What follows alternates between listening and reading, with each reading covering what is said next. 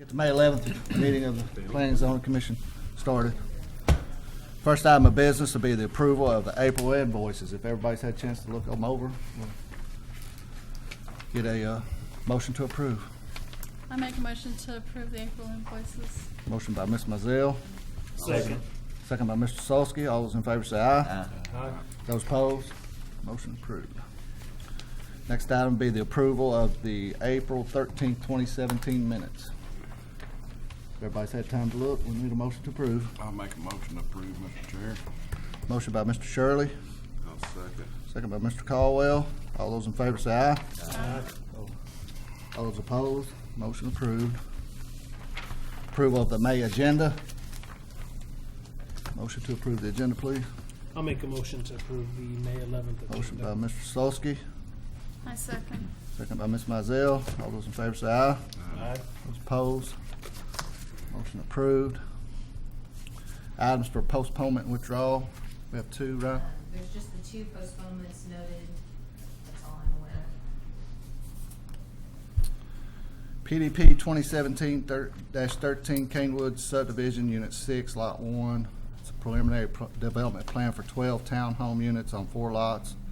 Zone R3 on 1.08 acres located on the west side of Canewood Center Drive, north of Frankfort Road, US 460 West, postponed. Is anyone here for that one? If you're here for that one is postponed. Next one postponed is PDP 2017-15 Sunbelt Rentals. Preliminary development plan for a new 12,000 square foot rental sales facility on 4 acres located at the intersection of Paris Pike and Connector Road behind Bluegrass RV. Is anyone here for that one? If you are, that one is also postponed.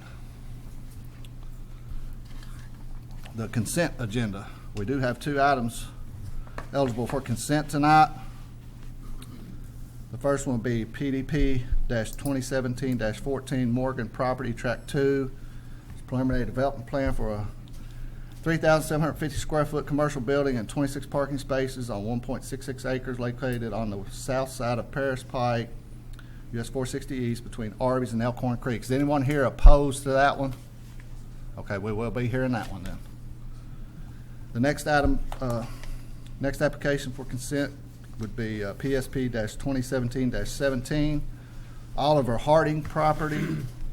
Preliminary subdivision plat for the creation of a 5.59 acre tract from a 10.75 parent tract located on the north side of Muir Lane. Is anyone here opposing that application? You're here to oppose it? Okay. We'll be hearing every application tonight then. Thank you, guys. So our first item of business, Charlie, can you swear everyone in, please? Yes, sir.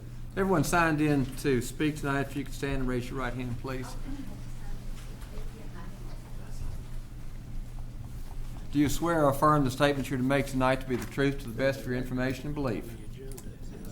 Thank you all.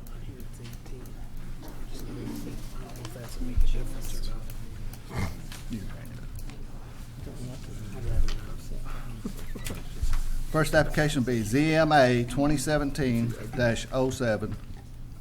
Met on this and this. We have 18 on this and 07 on this. It's 18. Okay, is clarification, the correct that is number. 18. And the agendas up here have the correct information. Okay. Yeah. All right. This is High Grove at Georgetown.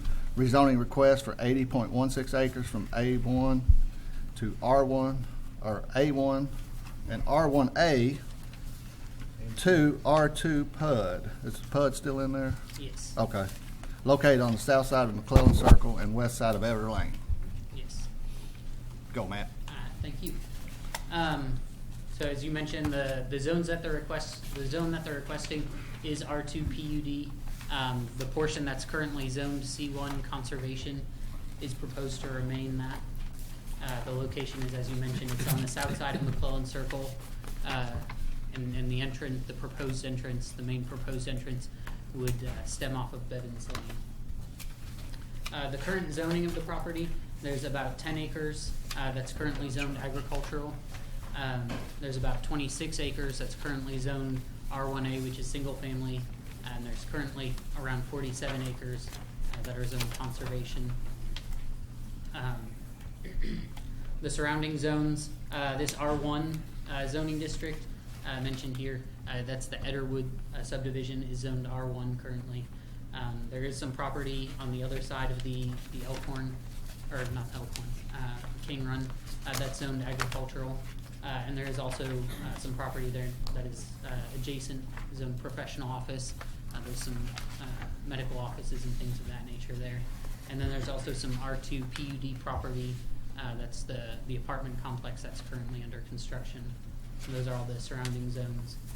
So the total acreage, as you mentioned, is just under 83 acres in size.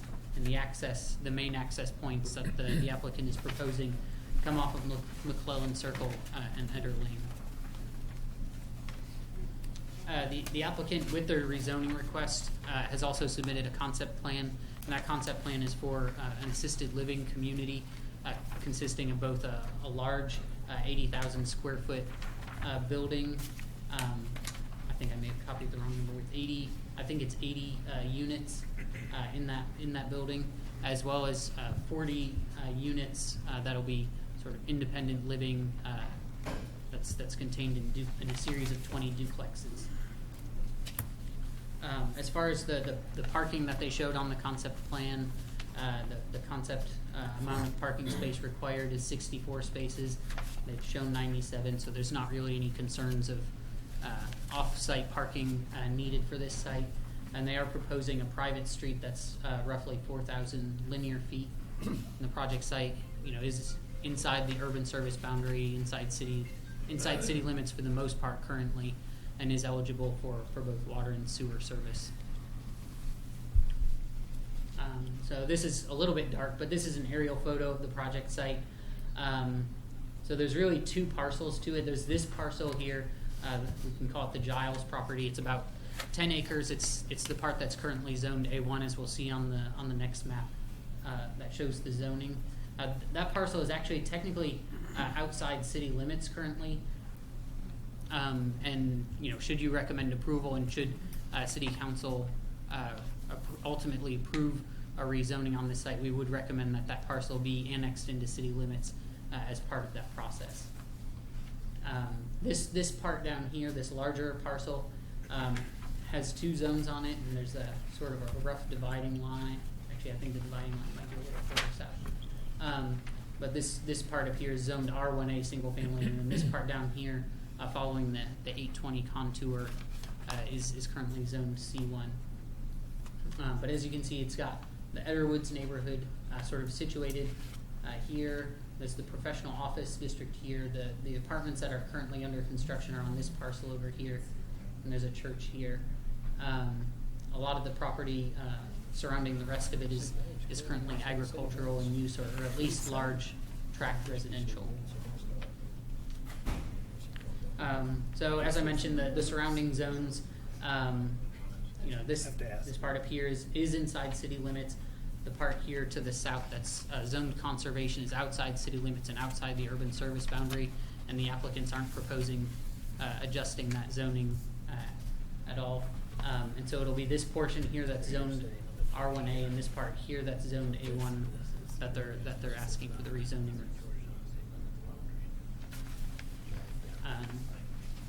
Sorry, this is obviously at a scale that may be hard to read on a presentation, but this is the applicant's concept plan. So as you can see, all the proposed development is contained in this northern part. It's not proposed to be down here in the conservation area. This is a series of 8 duplexes here. This is a series of 8 duplexes here. There's another 4 duplexes back here. And then this right here is the proposed assisted living facility. And as you can see, they have included a road network, a central road network that comes down this way. There's a little roundabout to provide at the split. So there's a street that comes this way, a street that comes this way. There is access here to Eder Lane. There's an existing driveway here along the south. And what the applicant is proposing is a second roadway that'll run parallel to it, creating a sort of boulevard entrance off of that. Obviously, Eder Lane isn't as heavily traveled as McClellan Circle, and it's anticipated that this would really be a secondary entrance for the most part, and that most traffic wouldn't use that entrance. There's a sort of a conceptual connection here that the applicant is showing, a connection to Beechwood. We can discuss that a little more later in the discussion. When we look into some of the background on the site, the Giles property, that 10-acre property that's zoned A1 currently that I mentioned, that's been zoned A1 for probably since Georgetown and Scott County had zoning. It's always been outside city limits. The other parcel, the larger parcel, was rezoned in 2012, as I note here on the slide, and that's where the single-family residential zoning and the conservation zoning were established. Those are the access points that I pointed out on the previous slide: McClellan Circle, Eder Lane, and potentially Beechwood Drive extension. So looking purely at the access, this access point here with McClellan Circle, where it meets up with Bevins Lane, this is an unsignalized intersection. It lines up pretty well to the north with the secondary access from Kroger, the Kroger shopping center, that unsignalized intersection that's east of their signalized intersection. Once again, the Eder Lane access point down here would be a secondary access.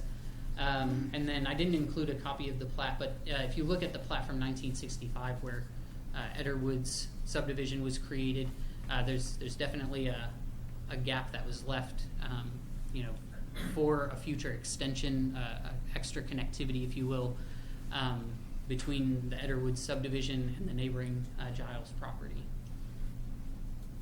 As far as pedestrian access and circulation, the applicant is proposing sidewalks along all of these internal streets. That'll obviously provide, possibly a means of exercise for the residents there, but also given that many of these duplexes are being labeled as independent, living units, it is possible that one day in the future this intersection would be signalized. So I think it is important to make sure that the sidewalk connection comes out towards McClellan Circle. That way, one day, if that is a signalized intersection, we may have perhaps a crosswalk, something maybe with a halfway point between the lanes of traffic on McClellan Circle.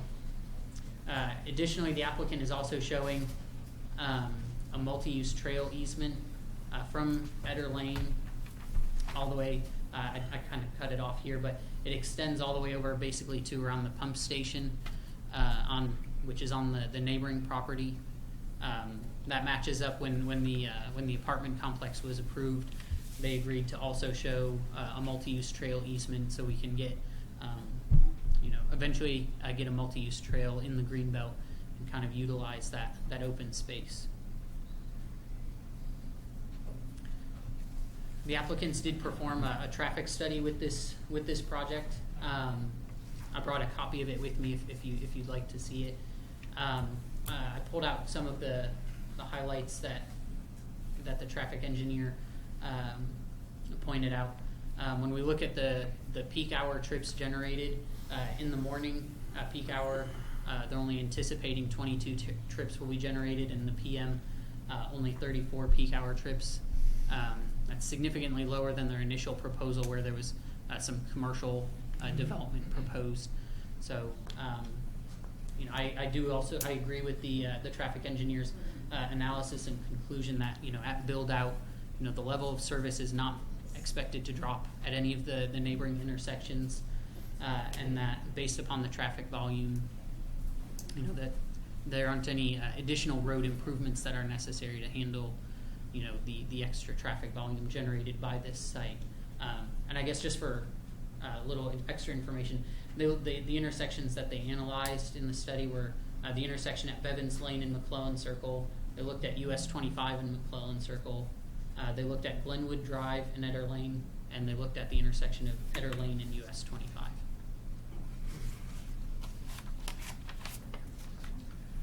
As far as landscaping, obviously, when you look at the applicant's concept plan,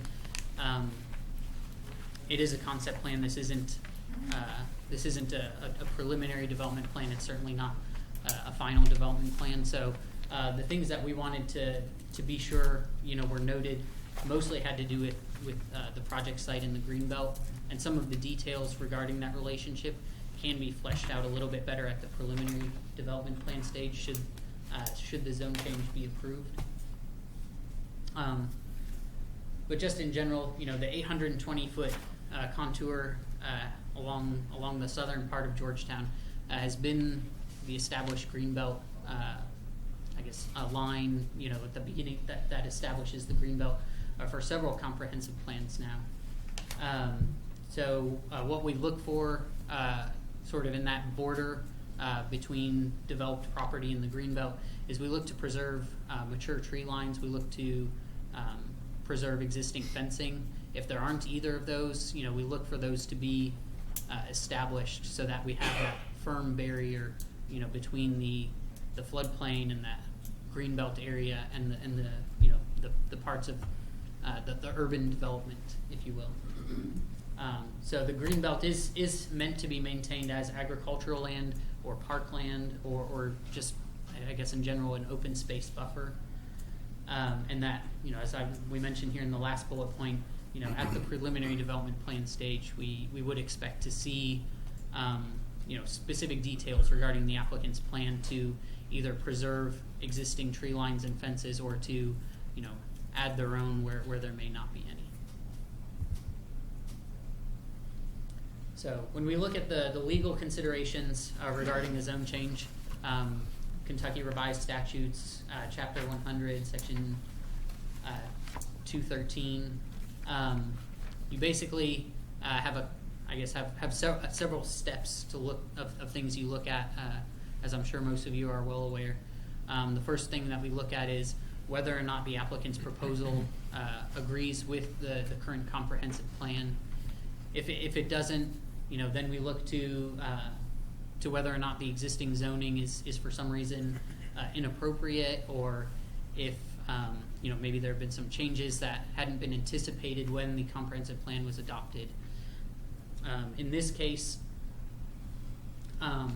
this is part of the future land use map as it was adopted with the previous comprehensive plan, or the last comprehensive plan.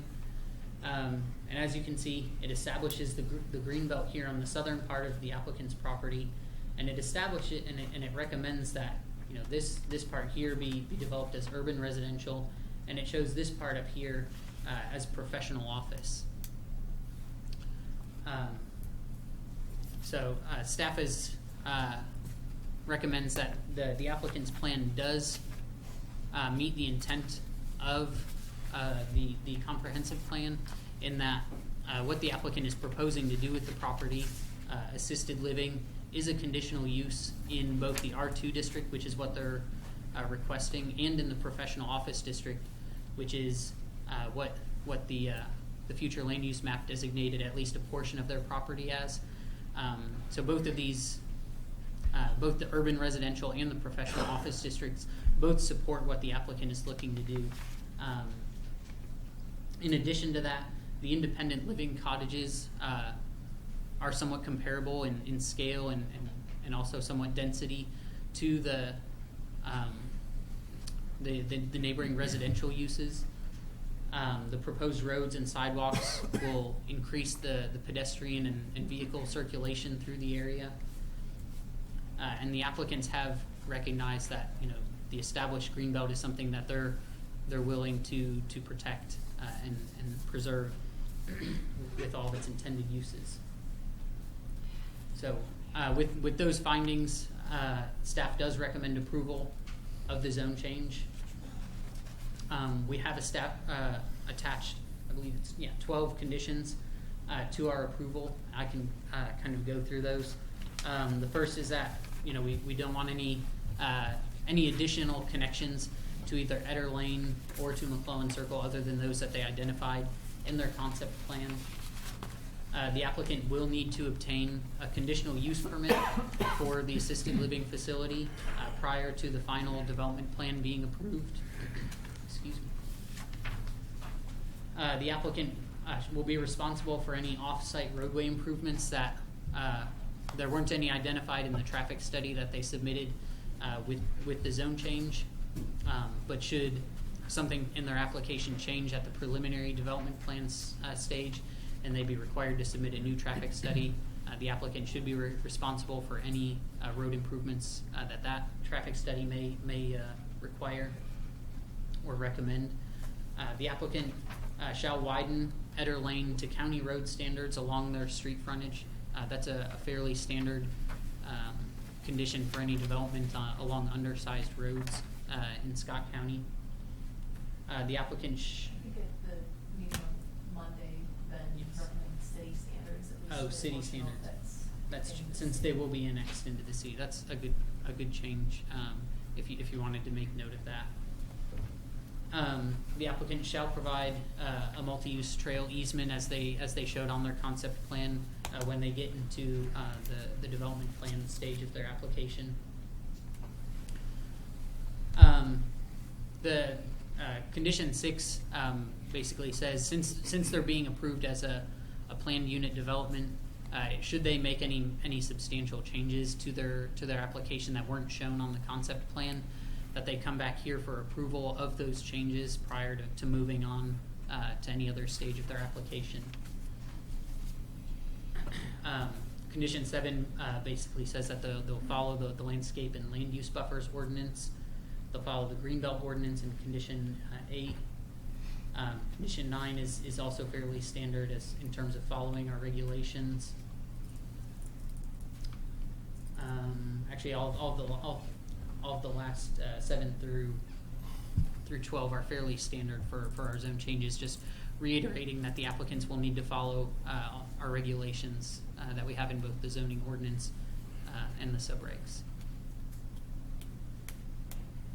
Is that it? Yeah. Anyone have any questions for Matt?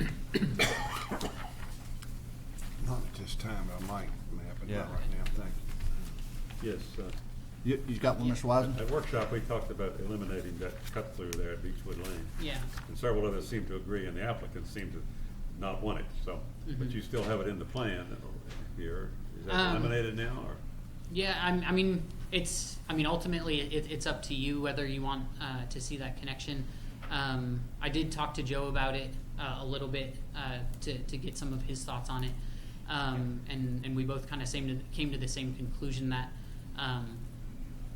while the current applicant may not have much use for it, I think it is important to also keep in mind that, in future, we may want this additional connection, this additional road connection. It's also entirely possible that under, a different owner of this property that's proposing to be rezoned, maybe some of these streets become public streets in the future. And so I think between Joe and I, we at least want you to kind of keep an open mind. If necessary, you could say that the road connection is something we'll examine later when we, if and when we come to a preliminary development plan on this site. But obviously, ultimately, the decision is up to you all. Any other questions for staff at this point? Thank you, Matt. Thank you. Is the applicant here to speak?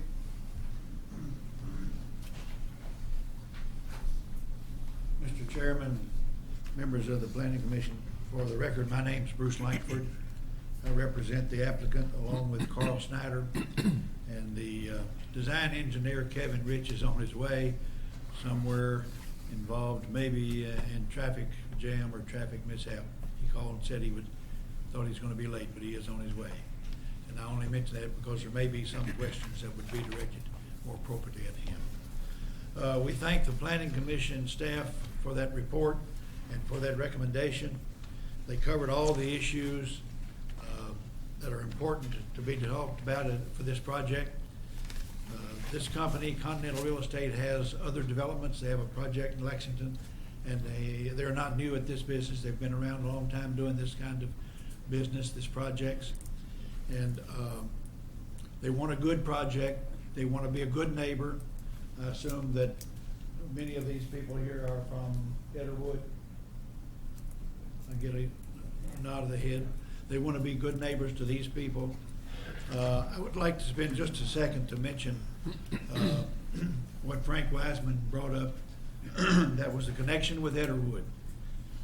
We don't want any connections, pedestrian or vehicle, if we can avoid it. We'd like to have that approval without that connection.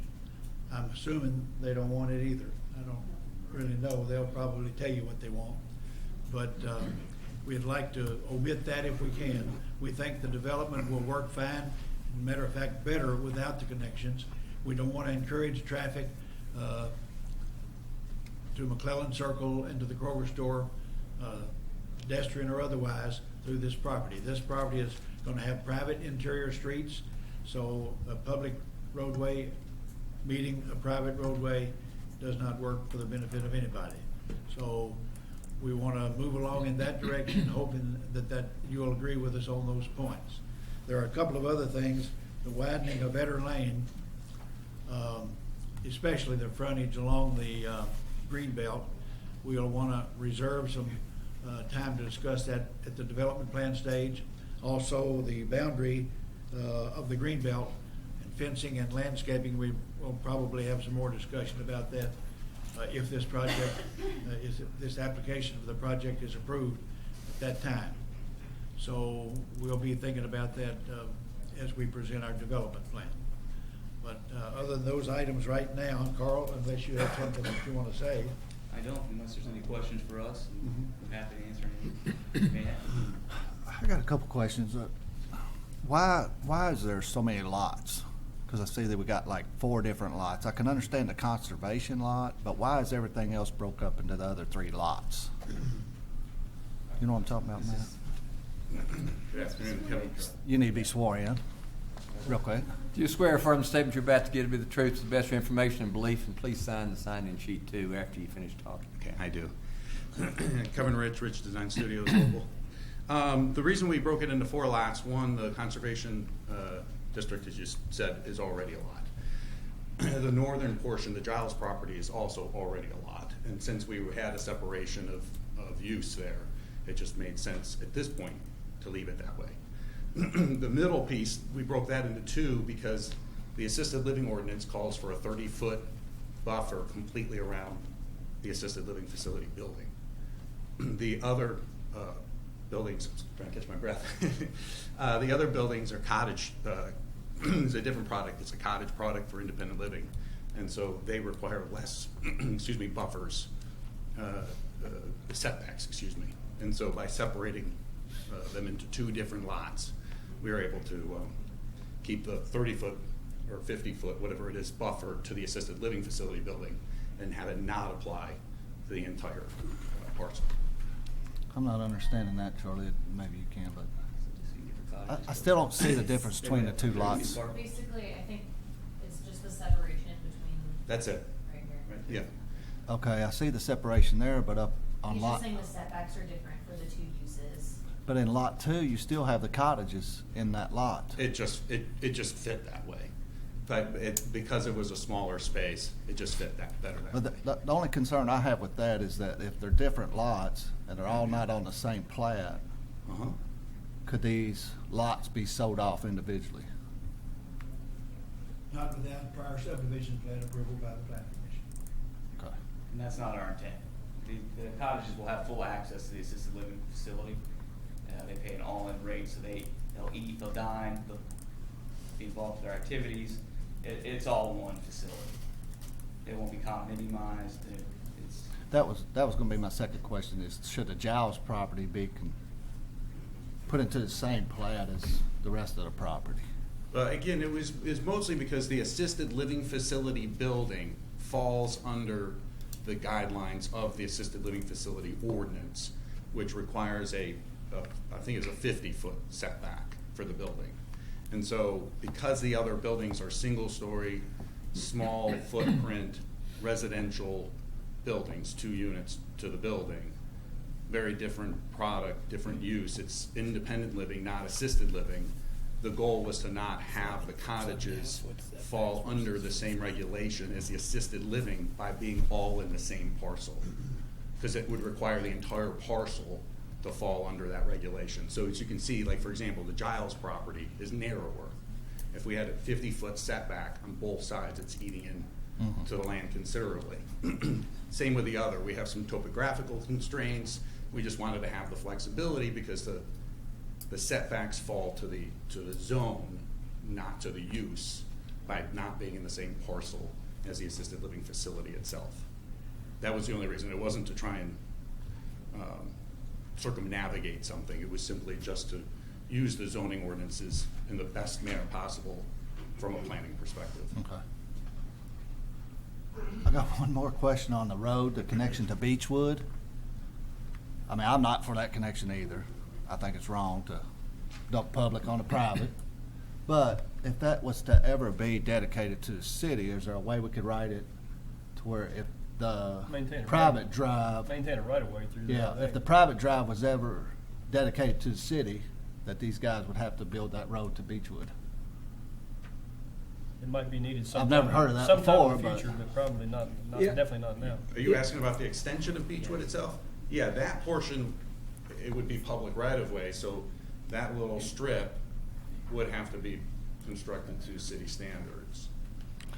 But the remainder of everything in there is a private drive. But I know you guys don't really want that road either. We don't. Yeah. Like I said, I don't either. I don't think it's a good idea at this point. But if your private road was ever made a public road, Down we would reserve the right to have that connection built. long into the future. Right. You know, 10 years down the road, y'all decide to dedicate that road to the city. Right. Could part of getting it dedicated to the city be that you have to build that connection to Beechwood? If I may, Mr. Chairman, part of the problem with that is they're doing their financing and their planning and all now. It's kind of hard to set aside, 100 feet or 200, whatever that would be, of road construction that may or may not come later.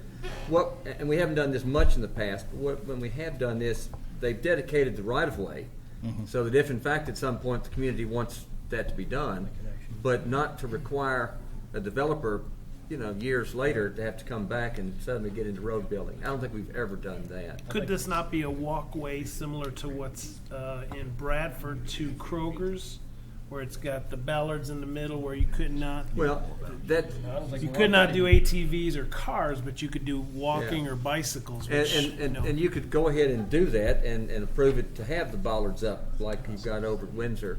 But otherwise, to have that reserved for some time in the future, that would just be awfully hard to plan for and make it probably a whole lot more expensive in the long run than it should be. Okay.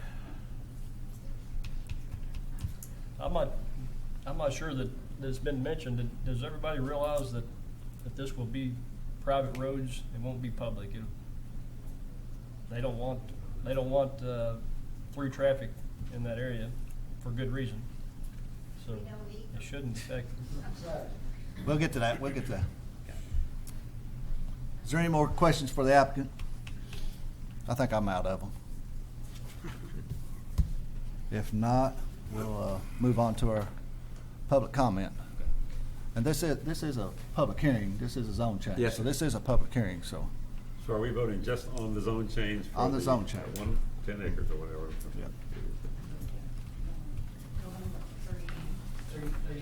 35. Yeah. All of it being rezoned to R2, right?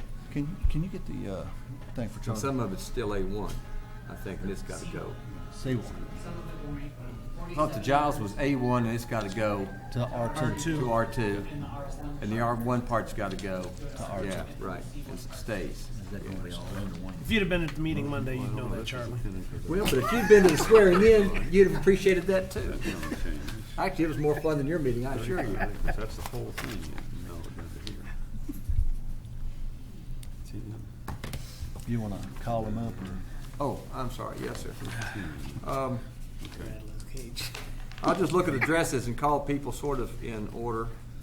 Let's see. I think they're probably with. Goodness gracious. Dogwood Drive. I'm sure that's somebody from the public. So Kenneth Wilson. Yes, sir. Couldn't completely understand the maps, but since I live on Dogwood, I couldn't tell if that Dogwood's gonna extend on down into the lower section. No. And I didn't see, I just now saw where you wanted the extension to come from Giles property to Beechwood, which comes into Dogwood also. I had some concerns about that because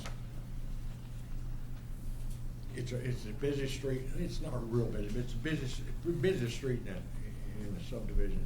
A lot of kids play on this street. We have no sidewalks. We have no wastewater management whatsoever.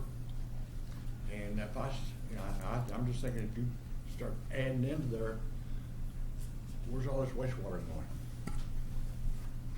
Because it all runs down Dogwood. You talking about stormwater, not wastewater? Yeah, stormwater. Stormwater, yes. Drainage water. Yes. And it starts from the top and goes all the way down. I'm talking for where the rental center is. That's the worst spot for runoff water there is. And 'cause I know, it goes all the way around my house. Condition number 9 was, all stormwater and runoff shall be managed so as not to create additional off-site impacts. It might actually lessen what's coming over on you, because The way that subdivision sits, it goes to one point. It all feeds down the streets, goes to Dogwood, and the outer side, and then it runs on down the bottom of the hill. It's like a drain there. yeah.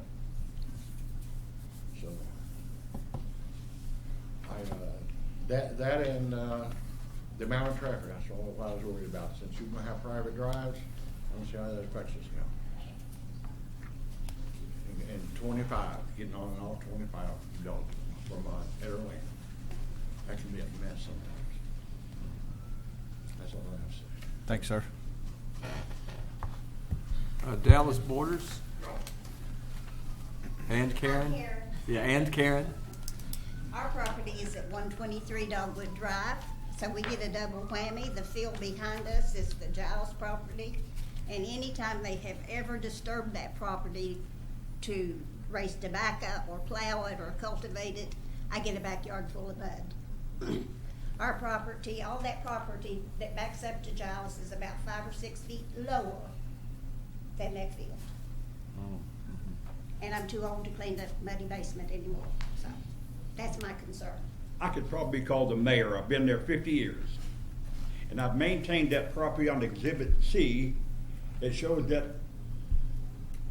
coming down Beechwood, that area that was, when I bought that property, that was set aside as a entrance to the property if needed at the time. And Giles came down from there. They didn't have a bypass, so they came down. They put a new entrance on the bypass, and it's real close to the property that we're talking about. But why would you want to go through down Beechwood Drive, through the residential area, to get into that when they already have 2 entrances? They don't want it. Pardon me? I say they don't want that entrance off. Yeah.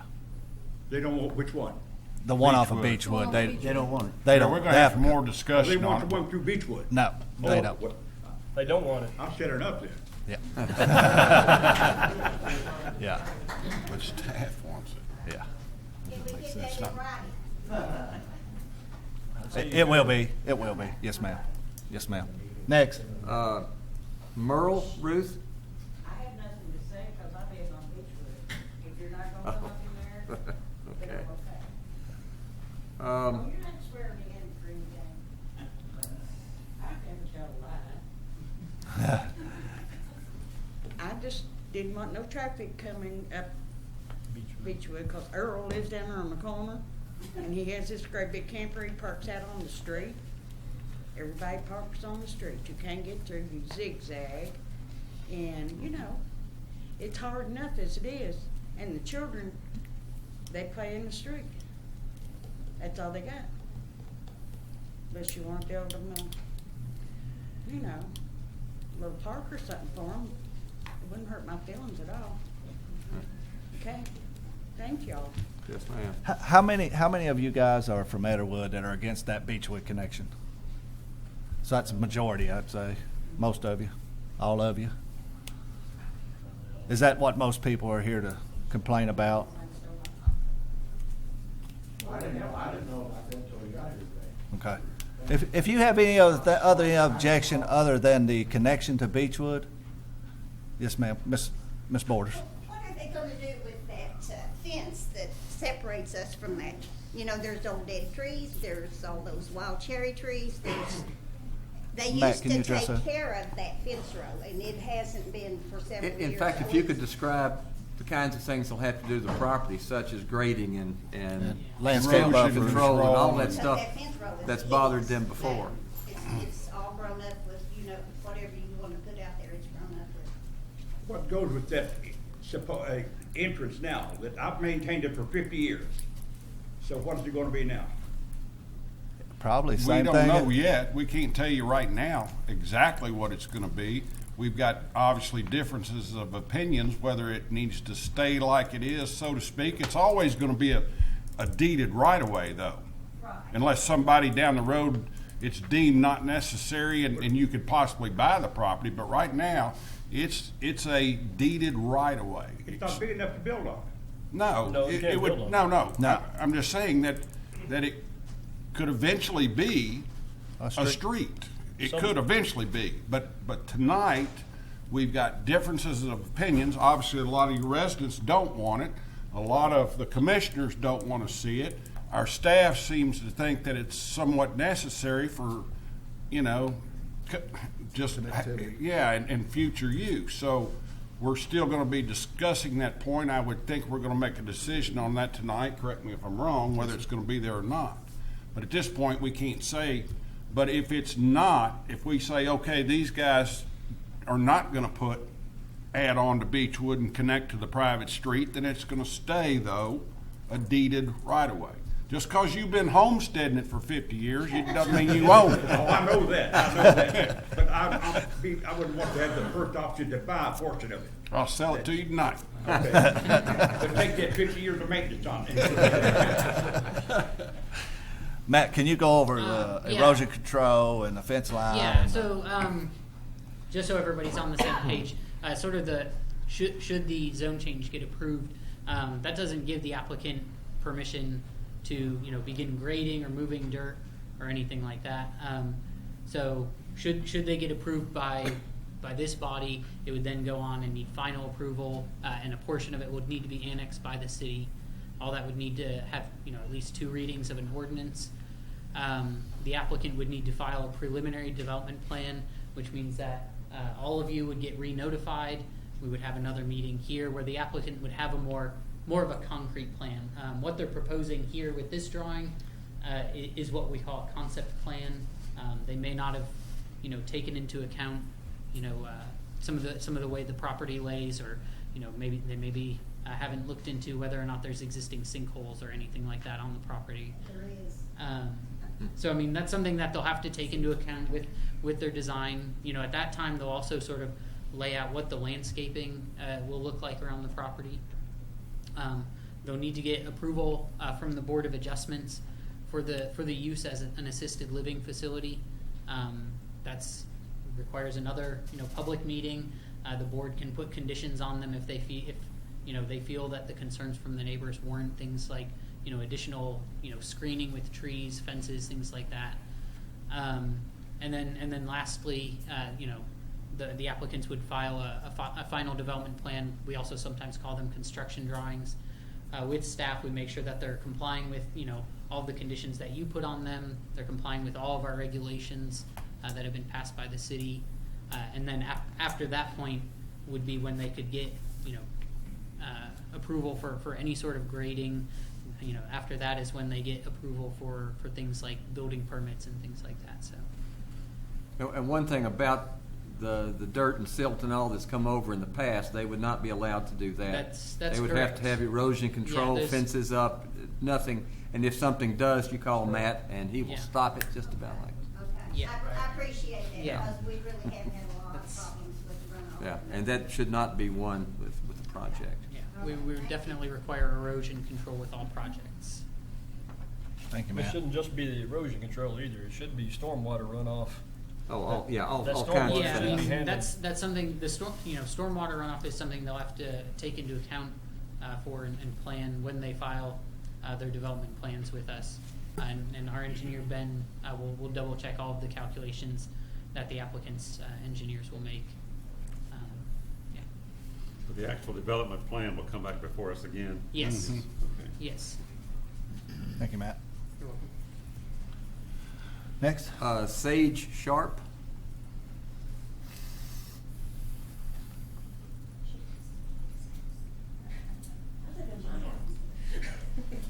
I'm on 311 Beechwood, and I'm kind of reiterating the same thing.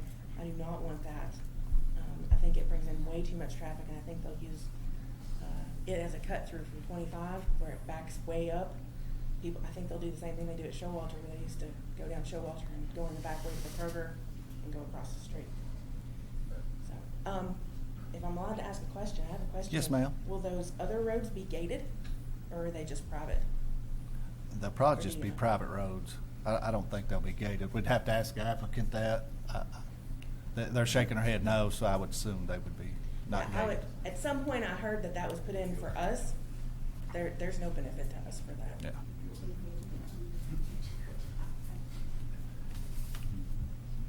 Keith Ryan.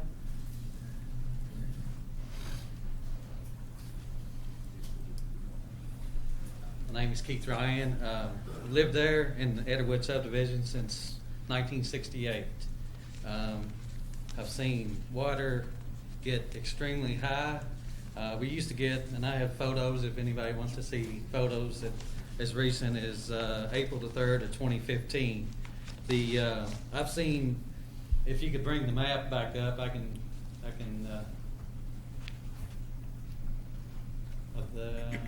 right, where you can see the tree line right there. This one? Right there. Well, water can rain it can rain for an hour or two, heavy downpours like we get now. Water gets to that level really quick. In these photos right here, it had rained about 2 hours and it flooded enough to take the fence out on both sides of Eder Lane.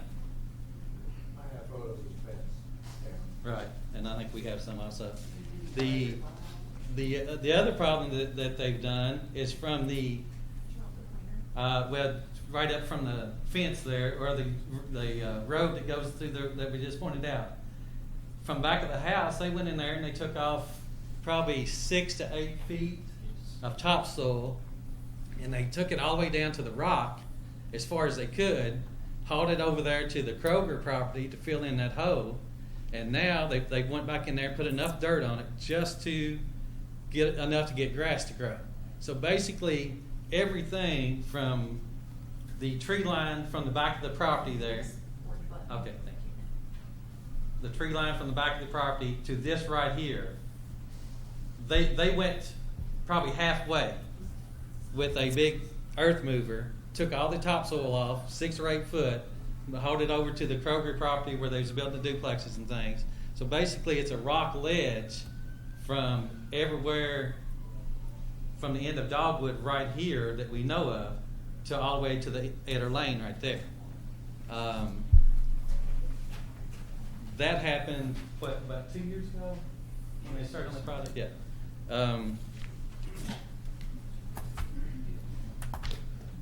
So, we're really concerned, about the water, where that water's going to go. Eder Lane floods, we can't get out that way. 25 floods, and then Payne's Depot also floods. And we're adding more structure. We built all this complex over at Kroger, and now it backs up 10 times quicker than it ever did. Used to be it'd take a 3 or 4 day rain to fill that up, and now within 2 or 3 hours, we're already backing up water all in this bottom right here on both sides of the road, and it's backing it up, and it actually shuts down US 25 because it backs up so much quicker that it shuts down US 25 up there before you get to Grace Christian Church up there. The other problems we have is the traffic issues. From what I understand, we'll never be able to get a signal coming out of Eder Lane because it's too close to the other signal, and I don't think we can get a signal coming out of the Giles property, because it's also too close, from what I'm told, that those are too close to get another traffic signal. That's pretty much, we're concerned, about the water. And what is the flood zone? What is the flood zone? Where does it end at right there? Matt, can you show him the 100-year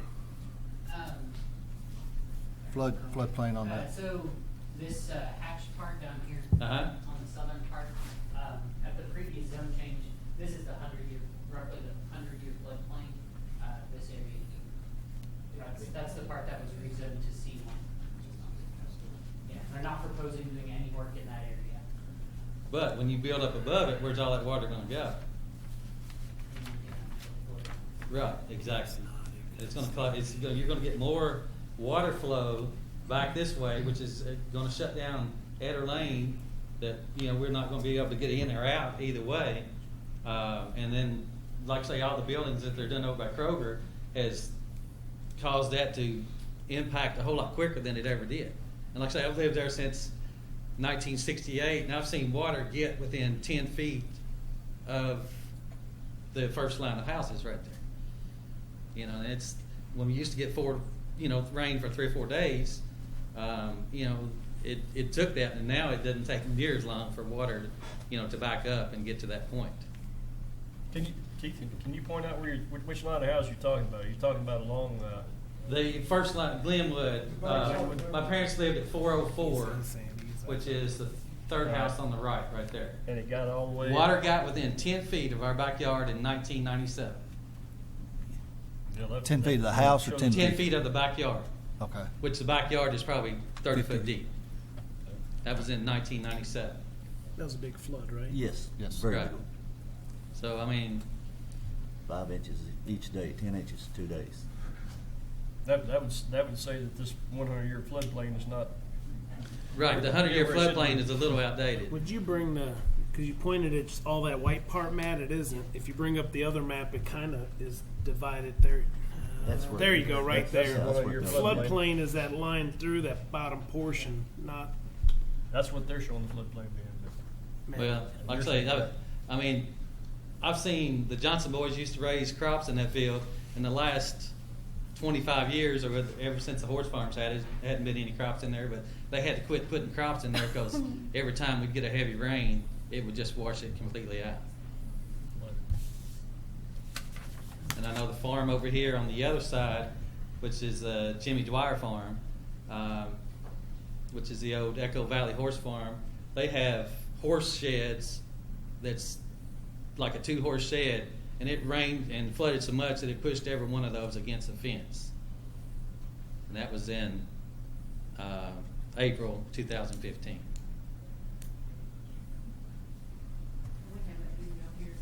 Yeah, and we have a video if anybody'd like to see that. But like I say, for where the road is, it doesn't take anything for water to get up over the existing horse farm road. If we get a good shower, dump of rain, it will back up in there really quick.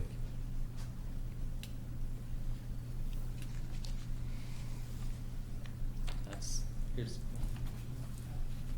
if anybody, I have pictures if anybody wants to see any pictures or anything. You can bring them up here, we'll pass them around. Thanks, sir. Keith, would you say that your biggest concern then is just the flood water? Otherwise, you're good with the project as far as assisted living? I don't care what anybody does with their property. I think they should be able to do what they want to do, but it shouldn't affect everybody else by doing that. And if that water, if all that runoff is going to have to go somewhere, even if it goes in the sewer, but you're still going to have more blacktop, more roofs. We're still going to back up so much quicker. Yeah, and the traffic, you can say there's not a lot of traffic, but Eder Lane's an old farm road. It's not very wide. And, for young kids or elderly people, it's not a good road to try to get out on 25 or trying to make a left turn out of on the bypass there. Or trying to make a left turn out of Eder Lane. If you can't get a stoplight there, any increased traffic, if you've got your parents or kids driving, it's dangerous. I mean, my kids, when they went to school, they had to go down and turn right at the Shell station and come back up because it's 5 lanes wide on either lane there, and you can't tell when you have an open spot or not. You know, and it's- go right and come back around. You know, that's the only safe way to get out of there, especially in the mornings and in the afternoons. How wide is that lane, Keith, from the, I guess the stop sign up there down to the bridge? Is it all the same width? It's all the same width. To the bridge? Every bit of it. I mean, it doesn't have any lines on it, just an old, what they call a county road. I couldn't remember. I didn't get a chance to Yeah, drive it out doesn't there have today. a center line or white lines on the side or anything. And 2 cars can pass easy enough. But if you pass a truck, you know, a full-size pickup truck or a truck and a trailer, one of them has to get off the road. You cannot pass without hitting mirrors or touching each other at that point. 15, 16 feet long. Yes. Yeah. I guess I'm kind of missing a point here. All this water comes all the way from Lexington down Cane Run, right? Exactly. Now, I can't see of all that watershed, how this little bit of development here, 30 acres, is gonna really contribute significantly to the amount of water that is shown in these pictures. How it's going to affect it more? Yeah, it's such a little area, 30 acres compared to 1,000,000 acres. A watershed that's contributing. But see, to it you've now. already built over at the Kroger properties, which is already, we're seeing more impact from that already, where where they built the townhomes or whatever's building over there. And every time you put, blacktop or roof down, you're gonna have a lot more runoff than you're gonna have, than with dirt in the field. It seems like such a small area compared to the whole watershed of Cane Run. I can't see it being significant. When you plug a hole up, the water's got to go somewhere, and that's what we're doing on that whole corner right there. We're plugging up from Kroger all the way to Eder Lane, and where's the water going to back up to? I mean, if we keep plugging that hole up, the more the little rains are going to cause it to flood. Even on 25, I mean, when you shut down 25 and can't get in from US 25, which happens right up there in front of the old horse farm up there, water still gets over the road, even though we have a new road there and on Payne's Depot. And I know, the Cane Run Creek goes down through there, and it gets out of control more every year, and we keep adding, blacktop and houses. It's just going to keep getting worse. Where is this hole you're talking about plugging? I'm not sure I understand. Down Creek? Well, if we build this complex here with that, along with what's already built across from Kroger, it's adding more and more all the time, when we're stopping the flow of the natural drain.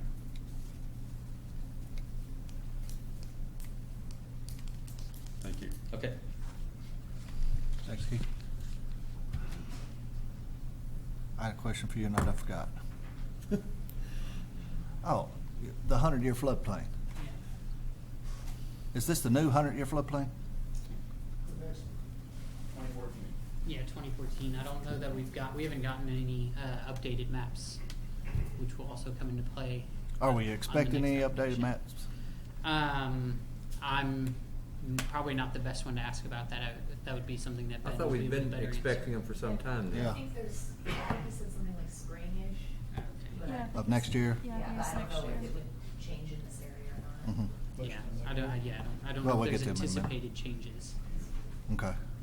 Ben said for That was my, spring just a minute, Okay. All right. Now you can come up. You gotta come up and state your name and stuff for the record. Kenneth Tracy. You- Letter your from address. Ben. Your address. Yes. Letter from Ben says 2018 on the new flood map, spring of 2018. Okay. Next. Sue Fryman? I live at 185 Eder Lane. I'm the last house beside the horse farm, and what Keith says is right. It's ungodly down there at the bottom of the hill. My complaint is you cannot get down on 25 from Eder Lane. The traffic between 4 o'clock and 6 o'clock is so bad out there that you have to drive, like they said, up to Shell stations or go around or go up through McDonald's or somewhere. And you said that there would be just a private entrance. How are you gonna stop other people from coming through there if it's private entrance? I'd say if they start to have a problem, I would say that entrance off of Eder Lane would probably be gated, and then it will be a one way only through there. It won't be a through street.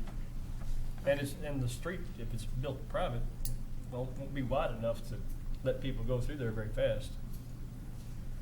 Okay, and my other problem is that road is not very wide, and he's talking about sidewalks, widening the road. My house, and so are all the other ones up through there, sit almost on the road now. If they start doing all that, are they gonna come and take our property away from us? They're not gonna do any work on your property. How are you It'll gonna be put only after it sidewalks? gets onto their property. They're not gonna put any sidewalks on Eder Lane. Okay, well, where's all the kids gonna go that play out there at Eder Lane? Because it is always packed. And I walk every day, and I walk 2 kids every day, so where are we gonna go? You're gonna have more traffic. I'm not sure I understand. You're saying there is no sidewalks gonna go up there? Yeah, not along Eder Lane. Yeah, and they're not gonna do any work in your subdivision. Okay, but you're gonna have more traffic up there, so it's gonna be even worse, so what are they gonna do? All the traffic will be coming in off of Felon Circle, well, off of the bypass. That basically, they're saying that's where all the traffic will be in and out So there from that will point. be none up on Eder Lane. They're showing an entrance right now, but if they don't want Can't anybody guarantee going that. through there, they'll probably have to put a gate on it. Yeah, for emergency services and things, they always try to have a second entrance. This is not gonna be one that encourages people outside the project to actually use it. They don't want people coming through there. Okay, cause we already have that rental place up there, we have, the church that's down at the end. There's a church across the road of 25. I mean, you just can't get in and out up there at all. And there's been bad wrecks down through there already.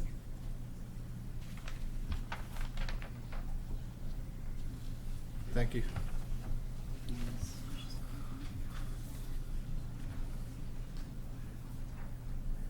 I don't have anybody else that's obviously from this neighborhood, so if there are others that have signed up to speak to this. Ron Hargrove.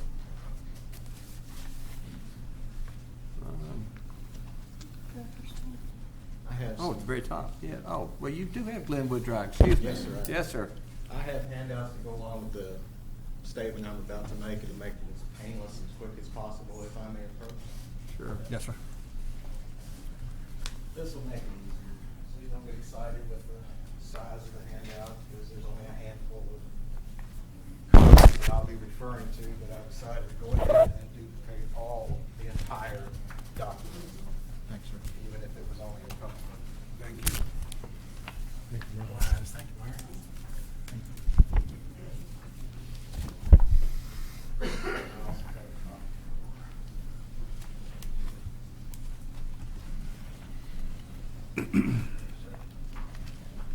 Are we supposed to read this? What's on If I may read from a prepared statement.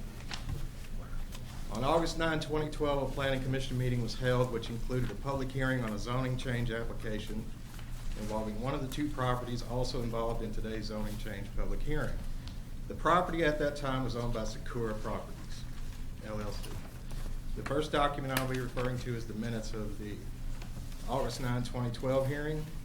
Please note that this is not a word-for-word transcript of the hearing, but is a synopsis of events and testimony. Therefore, some testimony given at the time is not included in the minutes. The relevant portions of testimony included in the minutes of the meeting are page 1, paragraph 2. All persons intending to speak were duly sworn in and under oath prior to giving testimony. Page 5, paragraph 7. Start of the portion of the hearing regarding the zoning change application, ZMA 2012-14. The proposed zoning change on the Secure Properties. Paragraph 6, or page 6, paragraph 2. Bruce Langford is noted as the legal representative of Secure Properties during the hearing. Page 6, paragraph 10. Ron Hargrove is listed as speaking at the meeting. That would be me. That would give credence to the testimony I'm going to give here in a minute. Excuse my nervousness. Page 6, paragraph 12, when asked if development in the area on the conceptual plan named as R1A would be limited to 12 homes, senior planner Joe Kane stated in effect that the Secure property owners could conceivably and legally build more homes up to a maximum density allowed in the R1A zoning classification. The current maximum is 2.9 units per acre. See attachment B. Page 7, paragraph 3. Rory, I'm not sure if I'm pronouncing this right, Cayley, is also noted as another representative of the Secure Properties, although his relationship with the applicant is not noted. Page 7, paragraph 4, and this is the important part. Even after being informed by Mr. Kane that the secured property owners could build more than 12 homes on the proposed R1A zone, Mr. Langford, while under oath and acting as the legal representative of the Secure Properties, stated before the commission that Secure Properties LLC voluntarily agreed to limit the development of the property to 12 residential lots. Mr. Cayley, acting as another Secure representative, made no effort to change or correct Mr. Langford on his statement. While it did not make the minutes of the meeting, Mr. Langford also stated during the hearing that the property development would be limited to single-family homes with an approximate value of $250,000 or greater. After Mr. Langford made his offer, I asked him point blank, while he was still standing at the podium, if this 12-lot residential building restriction would exist in perpetuity. And for those who don't understand legal speak, in perpetuity, for practical purposes, means forever. His one-word response was yes. Not that it would be in effect until the deed was transferred or until the zoning changed, but simply that the land development in that area named on the conceptual plan as R1A would be permanently restricted to 12 single-family residential lots only, as was presented to the commission in the conceptual plan. Based on the Secure Properties offer to permanently limit the development of the property to 12 residential lots.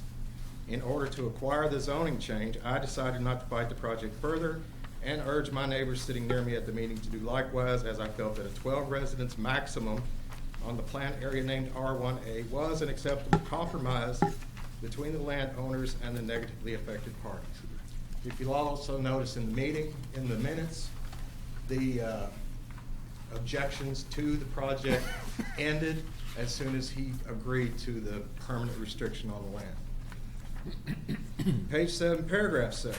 Commissioners summarily approved the zoning request, subject to, quote, condition 7 being amended to limit the number of residential lots to 12 in the R1A zone as agreed to by the applicant, unquote. Document 2 is from the Scott County Deed Book, D357, page 243 to 247. Page 1, paragraph 1. The Secure property was divided with the ownership of the section of the property previously named as R1A and currently named as proposed lots 2 and 3 was transferred to Jellystone Farm, LLC on December 17, 2013. Page 2, paragraph 1. The deed includes a statement, quote, provided, however, this conveyance is made subject to all the easement restrictions and conditions of whatever nature may appear of record affecting said property, unquote. It is my contention that the development restriction proposed by Secure Properties and approved at the hearing on August 9, 2012 constitutes just such a matter of record that affects the property.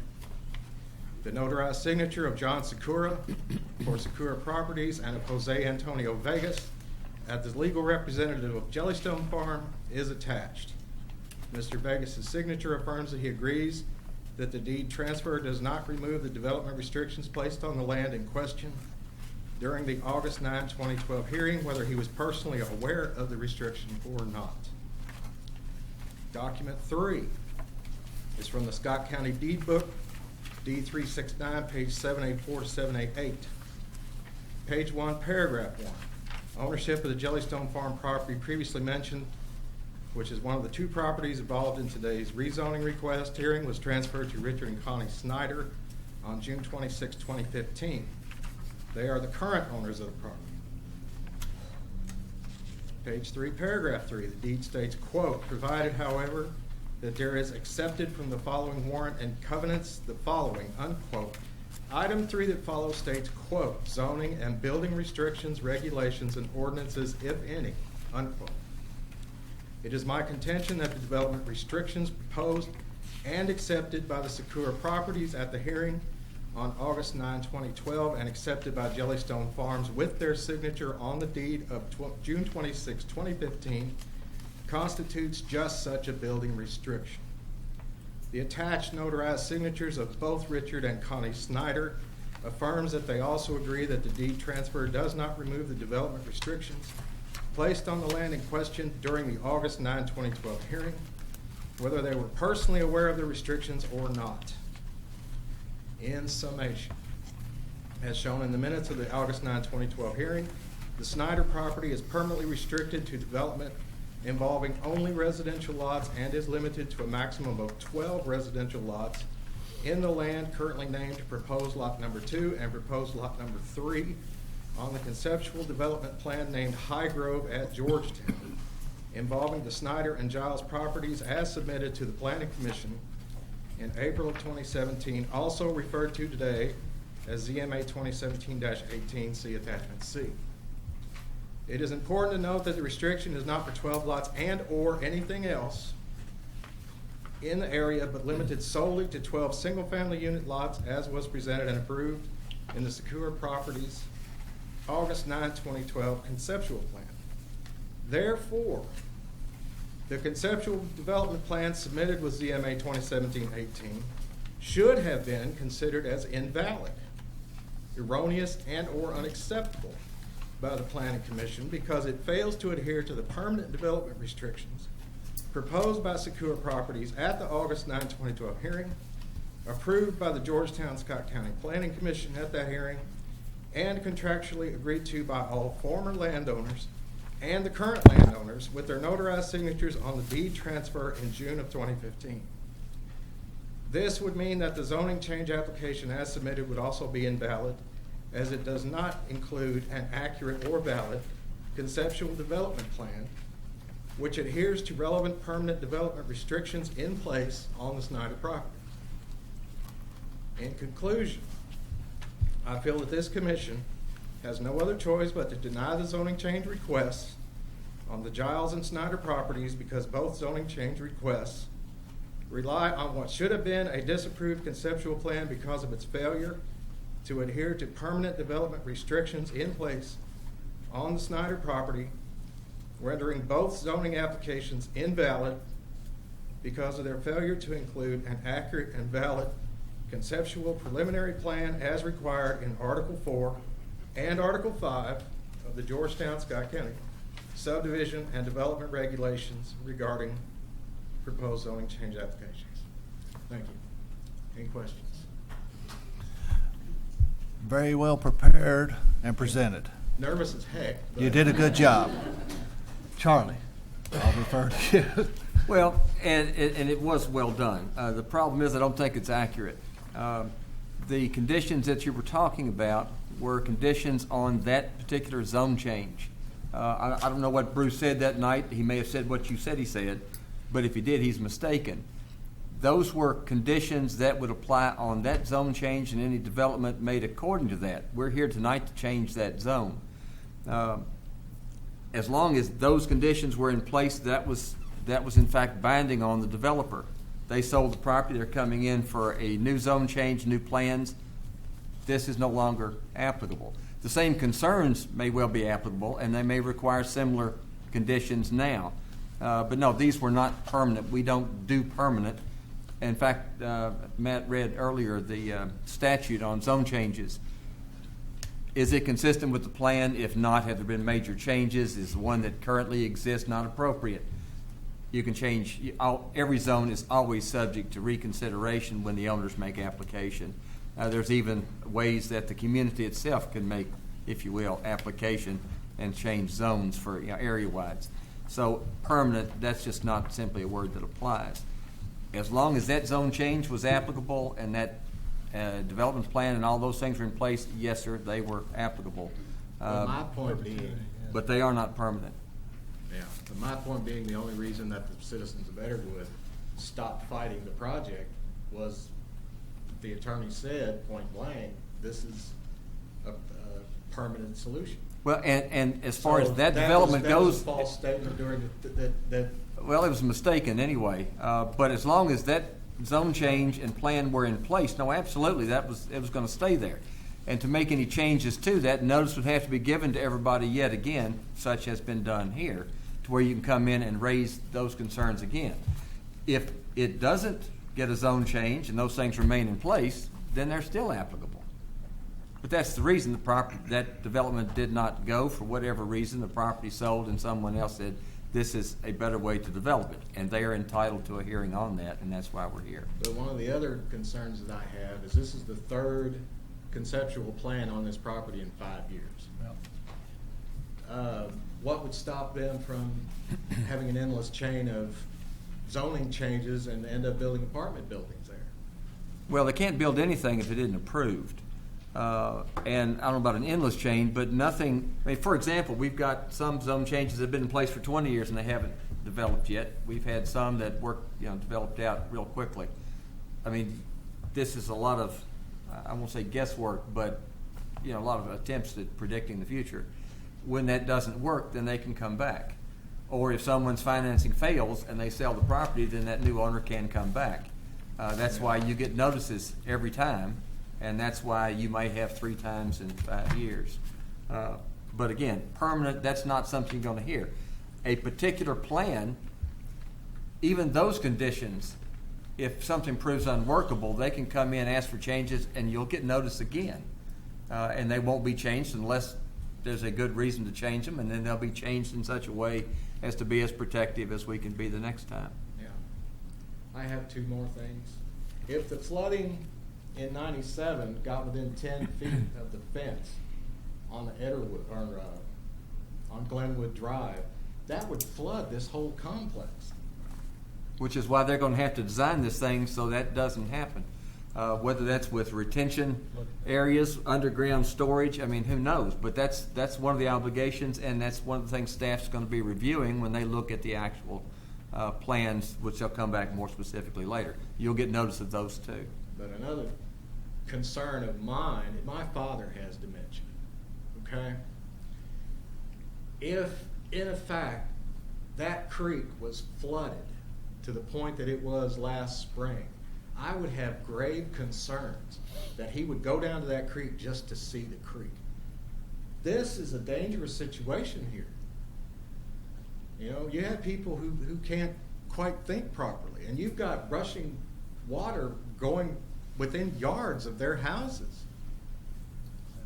This is, how many times in the past year have you heard on the news someone with dementia or is other mentally incapacitated found drowned somewhere? This is a safety issue for the residents as well. I mean, there's a lot of problems with this whole thing. As far as they were talking about the traffic coming out of Eder Lane onto 25, I could barely turn left to get to this meeting. Now, I'm glad that they're getting rid of that cut through. One, because that left turn onto McClellan Circle backs up so bad. As soon as they would have found out there's a cut through going through the subdivision to get to Kroger's, we'd have been swamped. So, I do not want that to go through. But I would just like to state for the record that I have a number of problems. I don't know how in the world they're going to get the infrastructure and the utilities and the drainage and the flood control and the traffic and everything else to get this working. That'll be on the development plan, which, like Charlie said, you will get a notice of that too, so you can come back to that one also. I thank you for your time. I'm done. Thank you. Thank you. Am I overlooking anyone else that signed up to speak to this application? Okay. Is there any more questions for staff or Mr. Langford, you'd like to speak again? I want to speak. I'm not signed up. I got here a little late. Oh, you can't talk then. I didn't realize that. Yeah, could you raise your right hand, please? Yes, sir. You swear a firm statement you're about to give to be the truth, the best of your information and belief? I'll say that, yes. All right. I'm You'll say John that. Lewis. Now, I've only been out there about 47 years. You're a newcomer? Newcomer onto it. I am on Beechwood, and that's probably what I came for basically, was hit that.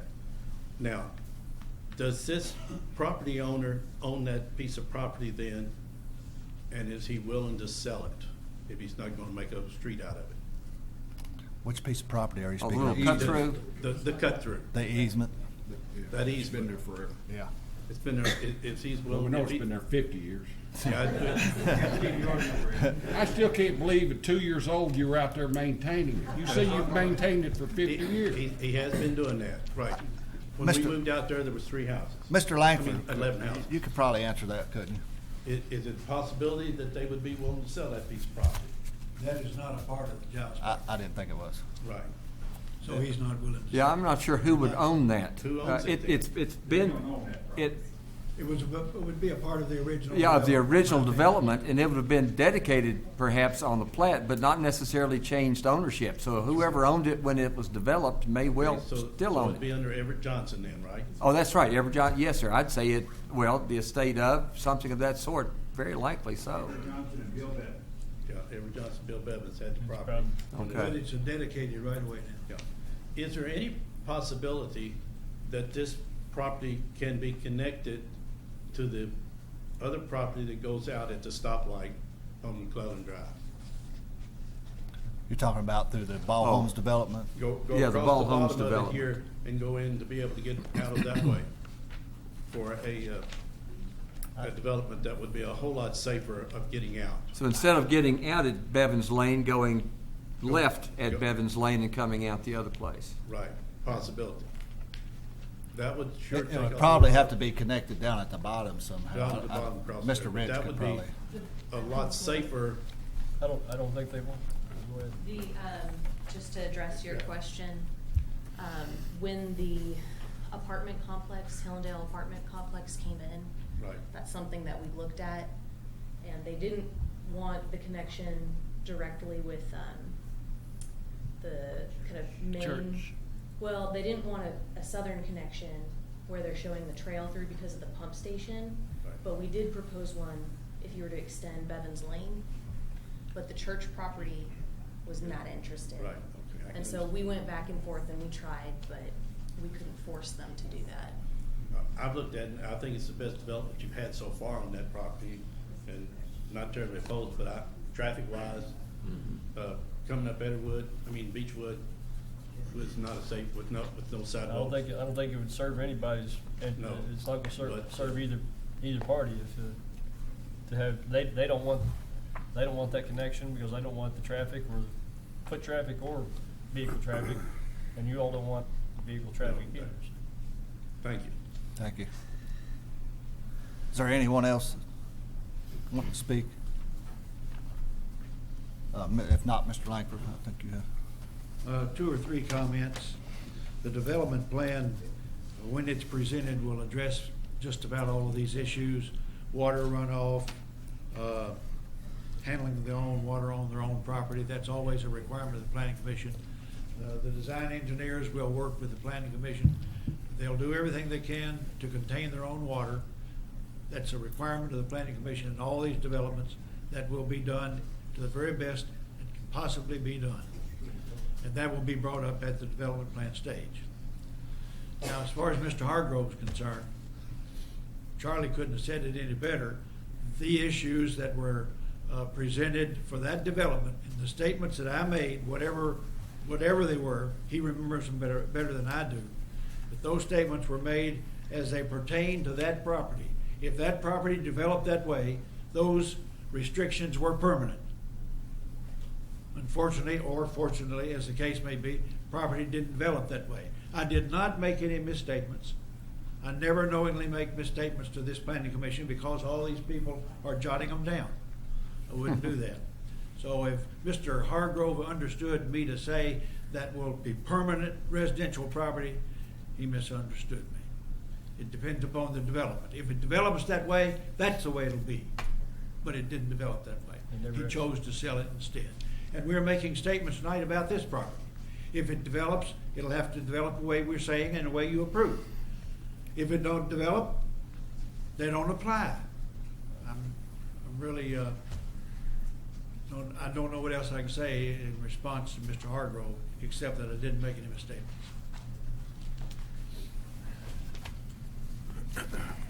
Is there any other further comments from the audience? Any more questions to the staff or the applicant from the commission? I did have one question. The applicant is Continental Real Estate, or Continental Real Estate Companies.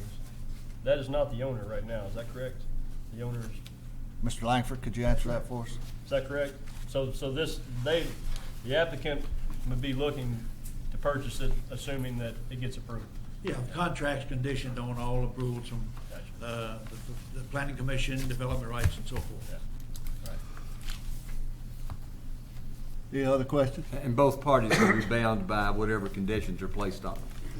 So that doesn't eliminate any conditions because that sale goes through.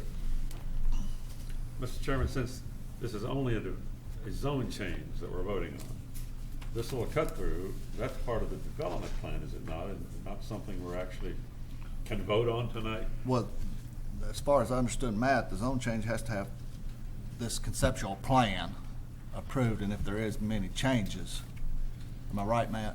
Preliminary For the zone development plan change. will come back. We use the concept plan as sort of a guide when they comply with the What- preliminary development plan.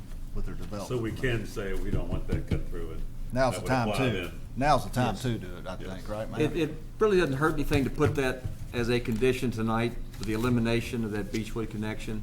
You could also not do that until later. I'm sure people would be very much placed at ease if you say it tonight. Yeah, so you can certainly do that. Add the condition that the Beechwood connection not be made. Any other questions or comments? If not, we'll close this portion of the public hearing, and we'll have some more discussion with the commission. Y'all have any other concerns? I think this is one of the best applications you could have for this property, and I'm sure the big concern is still the stormwater, runoff water. Seems like it's been a problem for a long time. And there is a Just- sinkhole there that they filled up Okay, on that property on Charles okay. Park. We've closed the public comment now, okay, so, Okay. thank you. But I think you're gonna have older people in there that you're not gonna be creating a lot of traffic. It's gonna affect either, it's not gonna add a lot of traffic to this section of town. We're gonna maintain our green space, maintain our boundary. You're not putting anything beyond the urban service boundary, which was proposed before.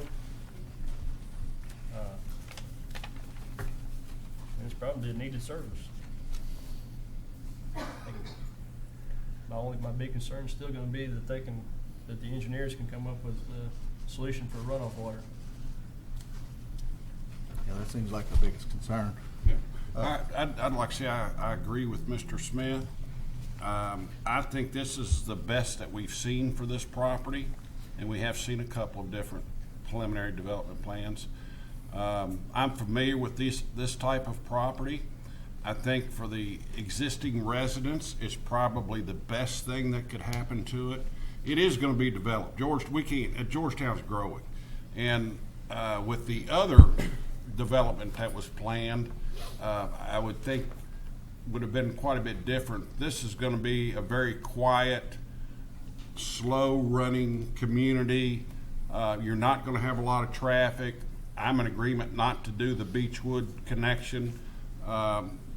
It really isn't right anyways to bring a public street onto a private street, but obviously these developers would like to keep it more private for their residents, which is a safety issue, like some safety issues were brought up. I am quite certain that this development, and we'll see this probably in the final development plan, we'll see a preliminary development plan, then a final development plan with a lot of these issues addressed, or it won't get passed. And I'm sure that they're well aware these guys are in the business of safety issues for their residents. So I'm sure they'll look at different possible existing things and handle that in a very professional manner. I feel very comfortable with that. So I would just like to say that I think that this is the best thing that could happen for the existing neighbors, and it looks, especially with them willing to not try to encroach on the C1 area. It's going to stay that way. A lot of people we would see, even though floodplain, they'd want to be trying to do something with it. I just personally think this is a great idea. Anyone else? I have one other question. The 40 independent cottages and 20 duplexes, I assume there would be restrictions on those. They would only be 55 plus. Is that for retired people? It's not just open for anybody, right? Correct. Our average age is 80 and over, even in the cottages. Even in, right. In all of the communities. So that would maintain the quiet neighborhood. Correct. And the rent is high enough because it's all inclusive. Can you come up to the microphone, please? And the rent that we charge for those cottages includes all the health services and, like I said, meals and all the extra things that the main building facilitates. So it's not a low price point product that would welcome anybody who would necessarily want to live there just to live there. And to the community, we're a family company. We build them ourselves. I know I'm not going to make everyone here happy with our development, but we do care about your community. I've driven through it. It is a very nice community. We have no intent of harming any children. We see this all the time in new projects. We built one down in Lexington, just on the south side in Tate's Creek. We just opened the building. I'm happy to share any of that information with you. Happy Energy Store operators, and you'll get to know our construction team, our superintendent, project managers, and we'll have weekly meetings with you to make sure that we're doing a good job. We're keeping an eye on things in the community, not making your life miserable. There'll be some noises and banging, and that's inevitable, but we do a good job, and this isn't our first one. We wouldn't be good at what we do if we let our memory care patients wander, and that will be a secure facility. And we have, I think, 15 buildings under operation right now. We have a partner out of Indianapolis, Leo Brown, with an international company called Traditions, run by a man named Andy Wade, and his right-hand person is Rose Siddle, and they're very good at what they do. They're exceptional, and we really make an effort to reach out to be part of the community. I mean, that's where we're successful. When we're in your community, making it an effort to become part of the community, that's our main mission. It's the last place people live in their life. Death is part of our job, which is a hard thing. So we are very sensitive to that and strive every day to make sure that those last years of your life are the best. And that's what we try to do. That's where we are. Yeah, I mean, I heard 80 years of your life, you do not want to end up here, and that's what we have to design against, and we understand that. There's an adage that we're a home, but we really try to create a special place, and I'm happy to share pictures, happy to meet with you. I got a card, and we can, like I said, we're happy to have another meeting after this, to kind of continue to talk and make sure that you guys are on board. And I'm very interested in the flooding issue. So I was gonna Probably more so than anybody else here, because I sit lower than you, and I'm very interested in that. We have no interest in, because we're flood first, the way I see it. So we're going to take that very seriously. Happy to. That's learn more what about I was going to say. Go home and do your homework on the flood we issue. really care about that, because we're going to make a significant investment here. Yeah. So, Matt, the private streets, will they be what the city ordinance says, as wide? The private streets inside the development? Yeah, that's a good question. I think there's different standards for private streets. They don't have to meet the cross sections that the city or ordinance requires. I think they can be somewhat narrower. They can. I guess my only concern is that connection to Beechwood. Well, can we keep a right of way or something in there? Let's just, No, Dallas is gonna. He's gonna buy it. Yeah, they've already. Tell Mr. Lewis has already said they're gonna buy that's that gonna go part. away anyways. But yeah, I'd like to see some kind of a. They're shown at 24 curb to curb and 22. The streets and that. Yeah, I don't see how anybody 24 curb to curb, which is section 8A. I think we need to make sure that there's also a right of way on the High Grove side that for that future connection. that they don't build a condo right over top of that possible connection. And it's not shown that way in this conceptual plan, but Yeah, I'm not saying build the roads, let's just keep the right of way. And the only way that right of way goes away is with council action. There'd have to be notices given and all this and the hearing, Okay. and then they could close in effect, they could abandon the right-of-way. And that would include the one on the Edderwood side as well as the one that you would require on this property. And that doesn't mean anything would ever be built there. You make that as a condition that it not be built, but for future needs, have the right-of-way there. That's perfectly appropriate. But again, city doesn't usually build streets. We've done maybe one in ever, so that's not likely that would ever happen. But on the other hand, they may need an outlet like that years down the road. Any more questions, comments? Mr. Langford, are you guys agreeable to all the conditions? Yes. Thank you, sir. Oh. With respect to the green belt, we still want to have some discussion about that. And the widening of Eder Lane, the frontage road, those are two issues that we would revisit when the matter of the development plan comes up. Okay. Otherwise, yes. Thank you. Okay, just real quick. You have to come up to the microphone again, please. State your name again, please. Sage Sharp, I'm on 311. The private roads, do they have to be built in a way that they, if they become dedicated later to the city, that they can be widened to city? It's a great question, Matt. Not at this point. No, they don't have to. Not if they're gonna do it private, it's a private road. They don't have to be being private. Most, I can't speak for these folks, but most developers, if you're putting in a private street, they'd still put in a very good standard, of course, because nobody wants to have to go back and repair the street. And that burden would lay on these developers for as long as they own the property. But you can't make, if it's gonna be private streets, we can't make someone build them To public standards. down the road, so they would have to be completely redone, or the city's not gonna take them over, period. Correct. So the burden lays So the burden's on on them to make Yes, sure that they've absolutely. done it wide enough to where they can Absolutely. do that later if Yeah, they have our to. staff would go out Otherwise, it doesn't and get.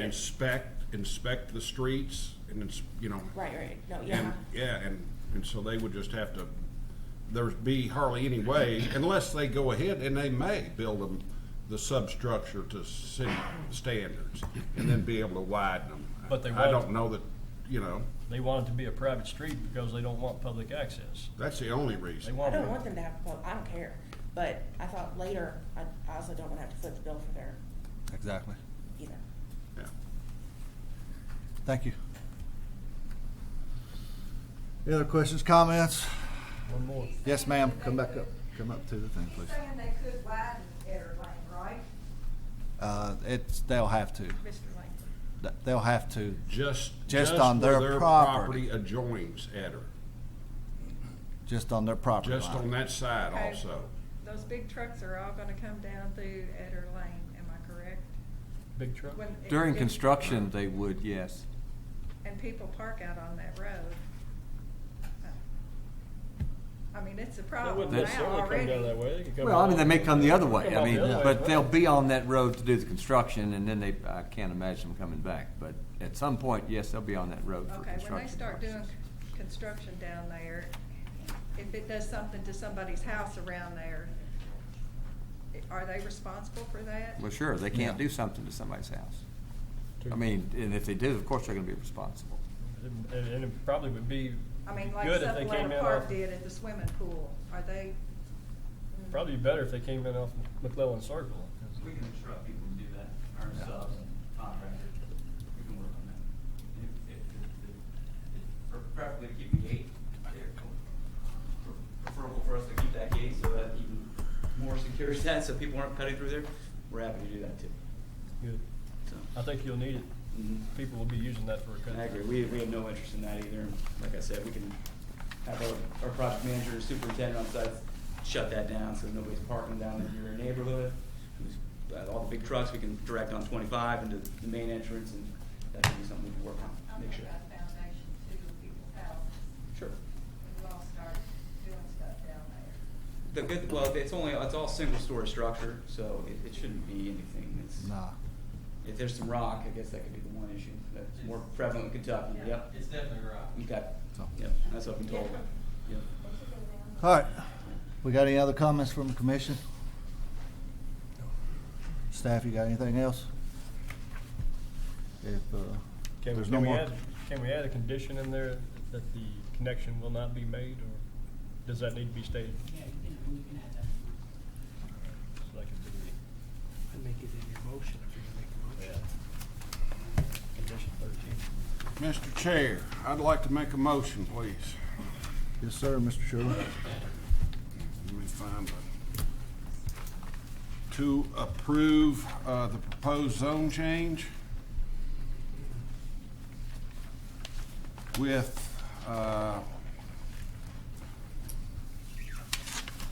at this time, obviously, as we know, as we proceed with this project, could be more, but at this time, I would like to add one recommendation, please, that the extension from Beechwood over to the new private street not be included in this. What about the right of way? That's what he's talking about. Just the right of way, or? Could I make a suggestion? A moment ago, you were talking about having the easement to correspond to Beechwood, but no construction. Right. So if that's the case, then this development will not connect to Beechwood Drive, but will provide the connecting easement. The easement. Correct. Okay, I think that says what you're talking about. Yes, thank you. Okay. Also, that change on the number 4, where it stated that it was county standards and they're gonna have to do it to the city standards. On number 4, the change to number 4. Yeah, but that's gonna come with the final development plan, isn't it, really, or is it? Clarification on that point. Would you repeat what you just stated? About the easement? Yeah. Okay, what we're saying, what we're wanting to say, Mr. Langford, is that we're wanting to strike the connection Right. from the plan. Right. Nobody wants it. Right. We agree with that, but we would like to leave the easement on both sides of the property. In case it was ever needed in the future. Just for whatever reason. And if somebody wants to buy it, or if something can be worked out with city council and all that, that's fine. But at this point, we would still like to see the easement stay. So what we're saying is we're trying to have your clients say that they're not gonna come and build something right there on the side of the street or something to, you know what I'm saying? That's all we're trying to do. You know, in other words, the development should take shape in such a fashion that it would not impede or block that Yes, sir. road if it were to. Exactly, exactly.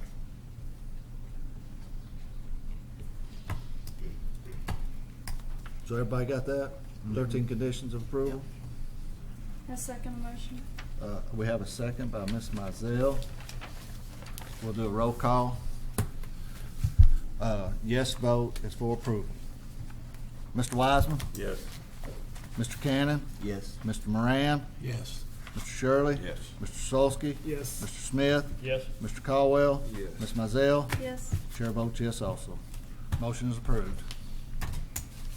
Thank you folks for coming out for that. Thank you.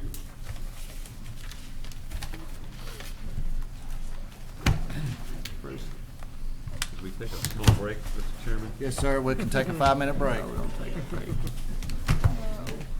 That was a nice. I told my wife to do that.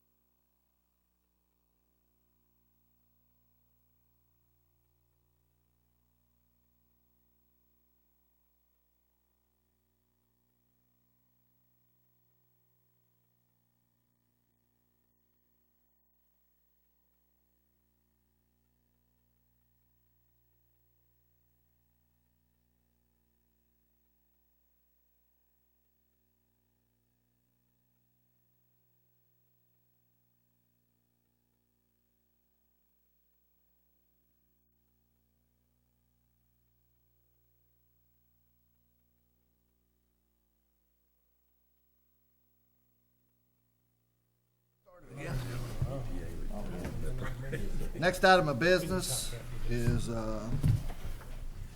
PDP 2017-14, the Morgan Property Track 2. Mr. Chair, I'll need to recuse myself from this application. Yes, sir.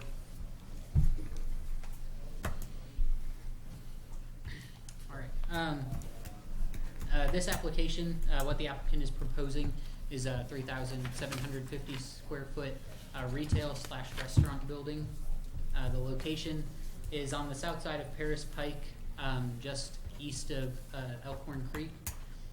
The property is zoned B2. Most of the surrounding property is also zoned B2. There's a different zoning classification, I believe, on the Elkhorn than the neighboring property. The project site is just under 2¼ acres in size, and there is an existing entrance to the project site via a private drive or road, if you will, from Paris Pike. I can get the pointer to, there we go. All right, the aerial photo kind of shows us the layout of the project site. You have Paris Pike here, and the Elkhorn Creek comes here. And this is the existing driveway into the site off of Paris Pike. And the project site is, as I've roughly drawn in, obviously this is not survey quality, roughly drawn in is this parcel right here.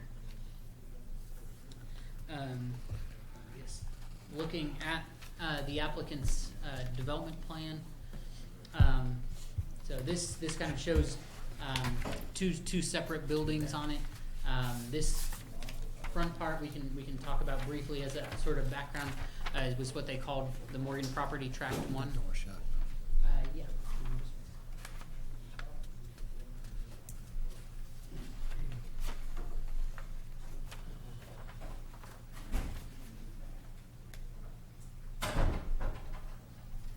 Thank you, Matt.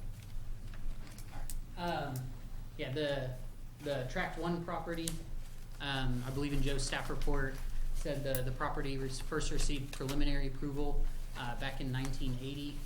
It ultimately received final development plan approval in December of this past year.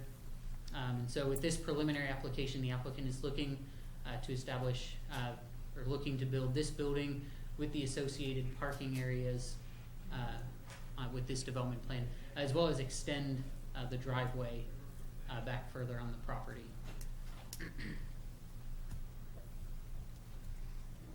So the driveway that we mentioned before is a shared 24-foot wide private commercial driveway. It's shared by the 5 tracts that have access off of it. It leads to an unsignalized intersection on Paris Pike. I know we talked briefly at the workshop meeting about some of the difficulties making lefts out of off of the private driveway onto Paris Pike westbound. However, there is the westbound traffic on 460 has its own left turn lane to allow for easier traffic turning into the project site. I looked at, per your request at the workshop, I looked at the ITE manual and the number of projected trips that this project site could generate. If it does generate as retail, there would be less than 25 peak hour trips generated. And if it developed as a restaurant, there would be around 70 peak hour trips generated. And typically our threshold for requiring a traffic impact study is 100 peak hour trips. So it is below that threshold. So the applicant, the proposed uses would require the applicant to provide 25 parking spaces. They're proposing 26. In addition to that, tracts 1 and 2 of the Morgan property do have a shared parking agreement. They submitted a copy of it to me prior to the meeting. So I do have that in the project file if you wish to take a look at it. As far as pedestrian connections, the applicant is showing sidewalks along the front of the building, sort of provide that connection from the parking lot to the building. And the applicant is also proposing to connect a 4.5-foot sidewalk along the private drive, so basically from Paris Pike back to the project site when either the Legacy Trail is constructed in the area or if Track 2 is used as a restaurant. I made a small note on here that staff recommends that sidewalk be constructed regardless of either of those conditions, that as part of the development plan that the sidewalk be constructed. When we look at the landscaping for the project site, and we look at the perimeter landscaping that may be required, the applicant is proposing that the existing trees on the site meet the perimeter landscaping. The proposed plan meets our requirements as far as interior VUA landscaping as well as VUA perimeter landscaping. And when we look at the canopy coverage, should the applicant be completely clearing the site of any existing trees, they would be required to provide 24% canopy coverage. The applicant is proposing 24 large trees to be planted on the site, which would meet that canopy requirement. Based on their project size, 24% of the site would be roughly 17,425 square feet of canopy coverage.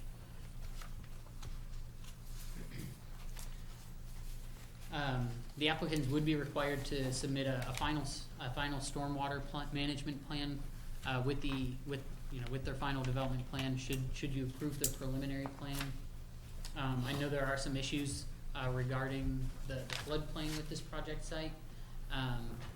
We talked briefly about those, but just to reiterate that the subject property is technically still in the floodplain since there haven't been any maps updated, or there haven't been updated maps since some fill may have been or has been put on the project site in order to raise the anticipated buildable area. So since those updated floodplain maps have not been adopted, any new structures would require approval by the Board of Adjustment for a variance to build within the floodplain. So as the last bullet point indicates, should you grant approval and the applicant wishes to proceed then to the final development plan stage, we would require that they have either that variance from the Board of Adjustment, or that they wait for final approval on that development plan until updated maps have been adopted showing that their building site is located outside of the floodplain.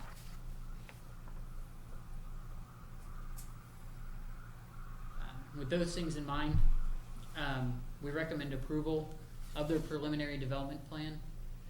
I believe, subject to these the 9 conditions that I have stated that are stated here in the PowerPoint.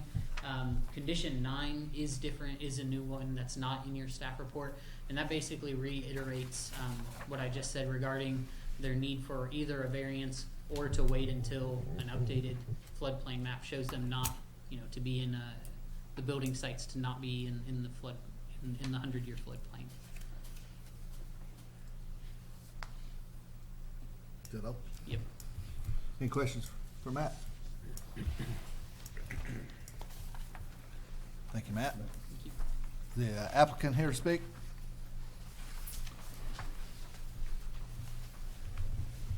Good evening, Mr. Chairman. I'm Chris Clendenin. Good evening, members, Mr. Perkins, staff. I'm here representing the applicant, Brian Morgan, also joined by our engineer, Fred Eastridge, and our project manager, Buddy Hogan. We appreciate the hard work of the staff and acknowledge that they're recommending this for approval. And we have gotten a preliminary staff report with the 8 conditions. We were prepared to agree to those. The 9th condition we are also prepared to agree to, simply because we've gotten word that the new floodplain maps will be available December 21st of this year, and will indicate that we are not in the floodplain. We're prepared to answer any questions. We understand there's some opposition here tonight, but if you'd like to ask questions at this point of the applicant, we're be prepared to address any of those at this time. The new maps are not, you're not going to be in the floodplain on the new maps?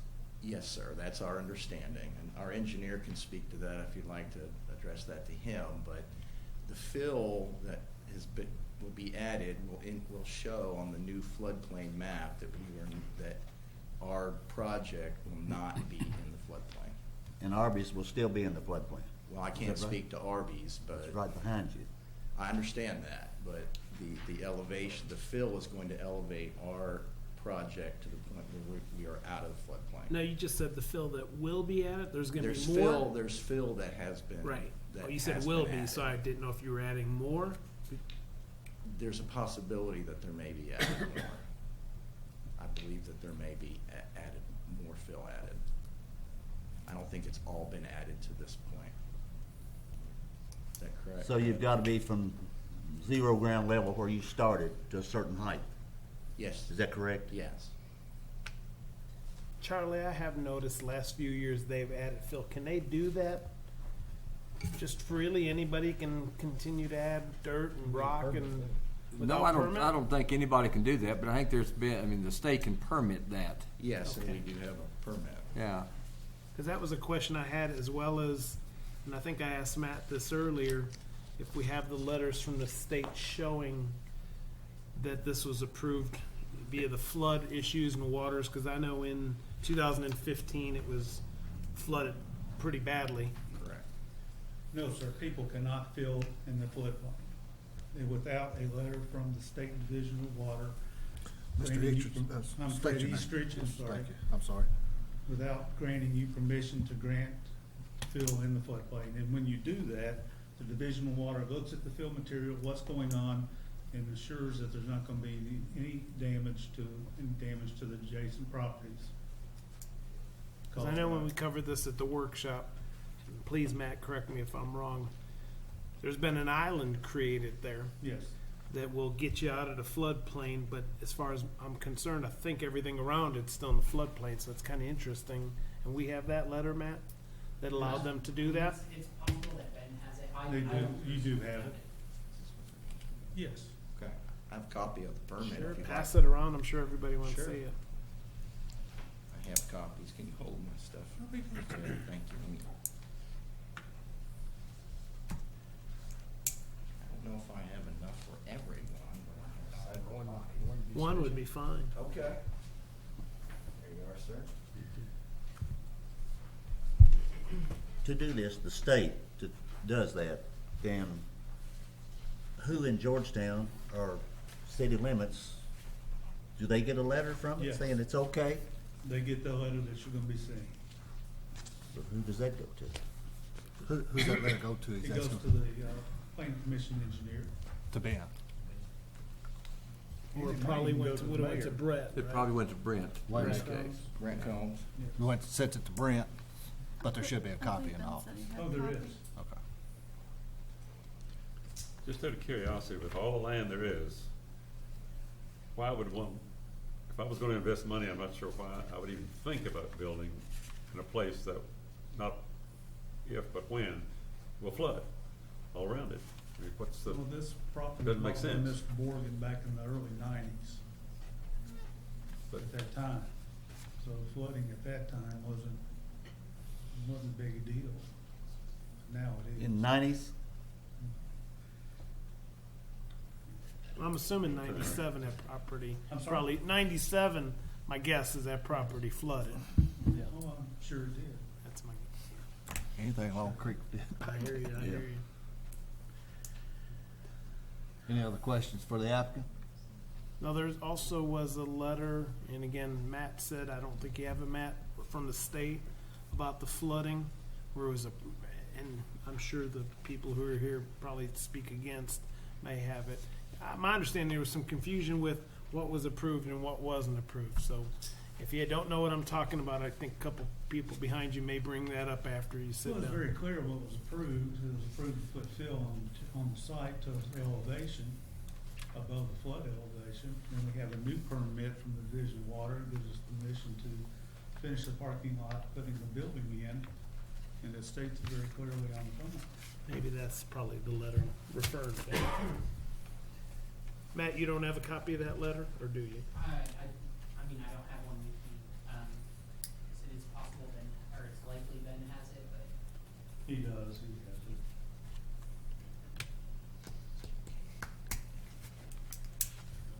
Any other questions for the applicant at this time?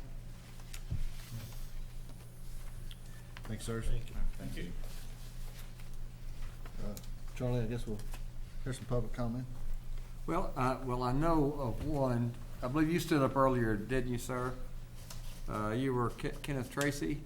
Then in that case, Kenneth Tracy. In fact, before you start, I know Larry's here to speak to this. Is there anyone else here to speak to this application? Well, no, please, you come on, but I'm just making sure that you were the two. Okay. I'd like to break this down in 3 sections. Can I pass these out to y'all?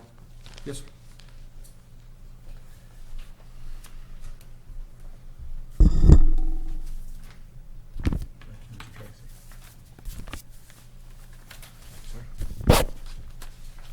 Thank you, sir.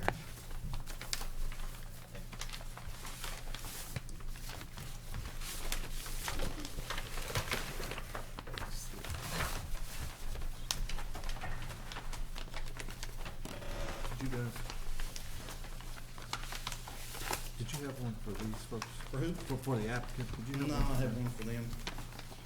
Well, here, why don't you give this to them and I'll share. Okay.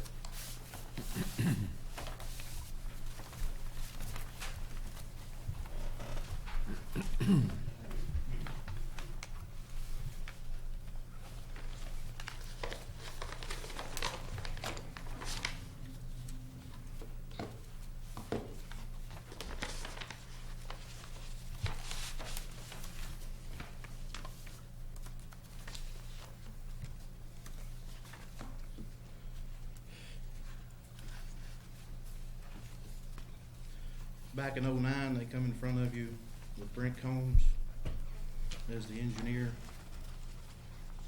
And Brent Combs talked about what he was gonna do.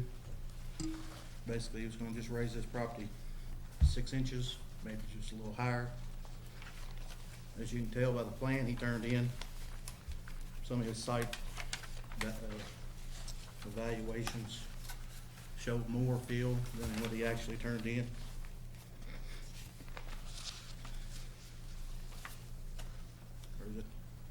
There were some cross sections that was turned in to the Kentucky State Division of Water by Kelly Richards.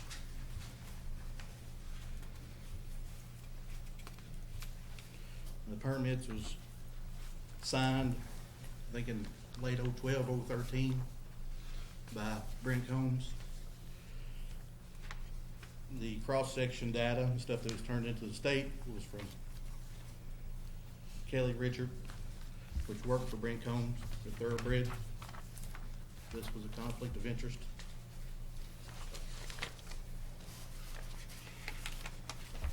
This permit probably should have never been given by the city of Georgetown.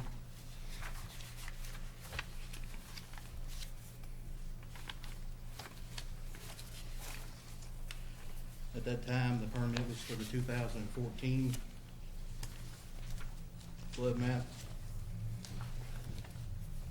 My understanding, they got to go to 807, 808 is what they was approved for.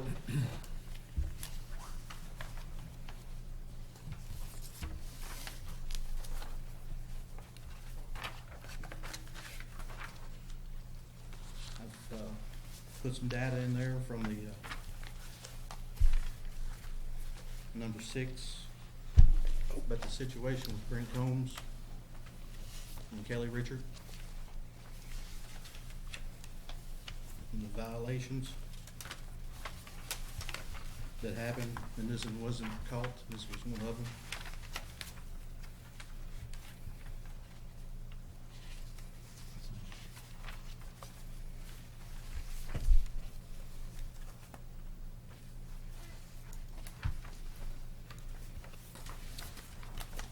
Last October, there was a new permit.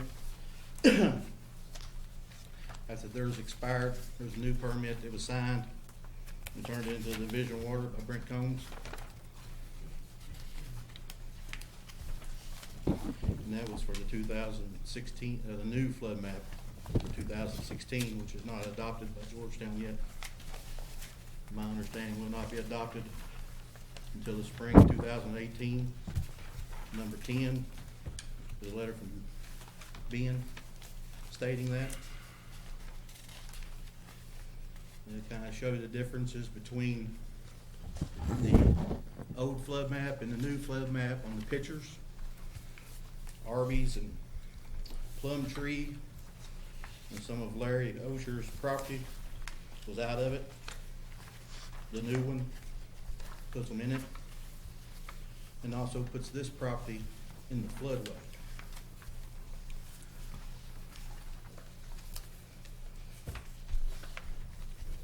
I don't know exactly how it works, but there's no floodplain permit in the file from Scott County and Georgetown filled out for the new one at the end of October.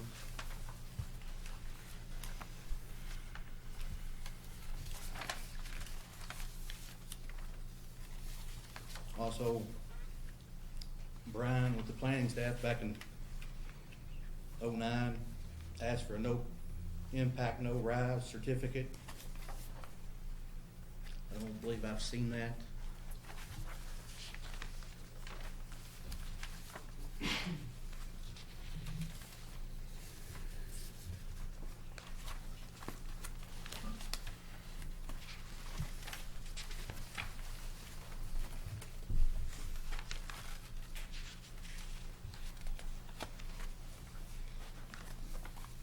I guess that would be basically all for now.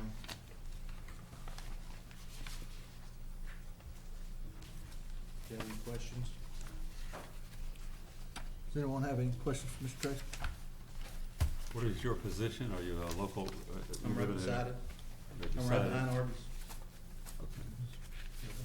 Yes, the landscape. The landscape display, Right okay, behind. okay. A lot of information to absorb all of a sudden. Mm-hmm. Now, are you in the floodplain then? Yes. You are.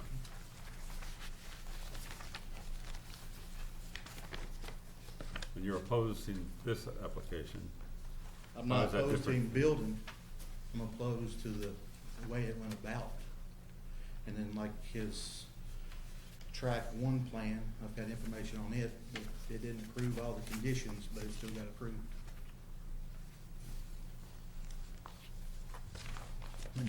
When did it get approved, Matt? February. The first building got approved in February? Mm-hmm. So are you talking about his building? Yeah, their building. Or theirs received final development plan approval in December, but it received preliminary approval, you know. 1994. Maybe something, in 1980. So it wouldn't have come before us since it was a final development plan. The staff approved that, so. Well, Unless we I'm- require it to come before the planning commission. I'm kind of confused on that because the new permit allows him to raise 2 feet over 55,000 square feet. So I would wonder, is that not a major? I done 13,000 feet, square feet of concrete, 6 inches deep, and I had to come in front of you.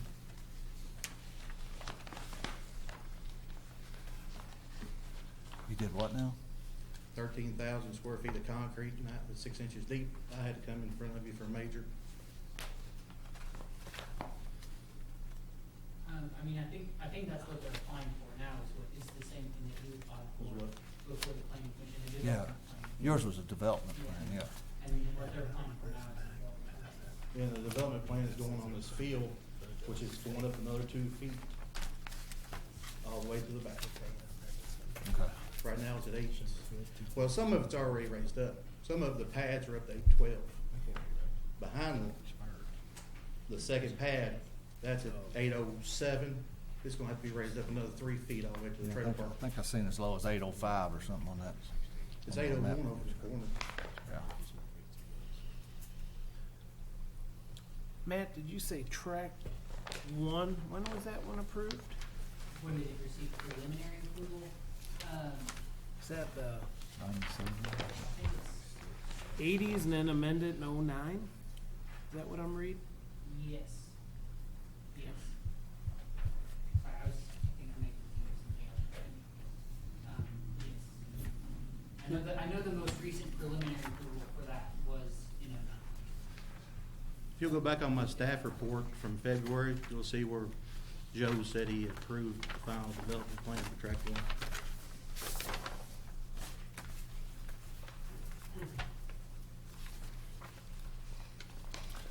1. What is your main objection? The flooding? Well, it was a conflict of interest, ethical violations. Was all the standards met? What, back in '09, that the staff wanted, like no rise, no impact? Like for instance, they asked for a traffic study, Mr. Lacy did, for track 1. That didn't happen. It's not in the report. And I've got everything basically from the file. Well, y'all can respond in just a second, please. Thank you. If you go back on the final development plan, there was a drain in the road. That one was marked out on the time he got his final development plan signed. That would have messed with his hydraulic calculations for track 1 and his water runoff, and it was not fixed. I do have the final development plan here if you need to see it. You getting all this, Matt? Are you getting all this? That's a lot of information, though. That's pretty quick. So Yeah. he's done some homework. That's all you have right now, Mr. Tracy. Yeah, I can move on to 2 and 3 whenever you're ready. Oh, okay. Yeah.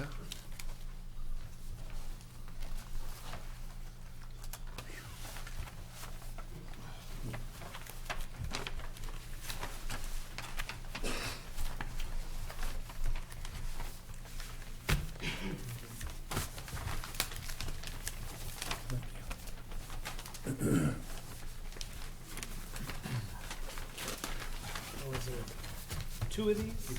Okay. Got it.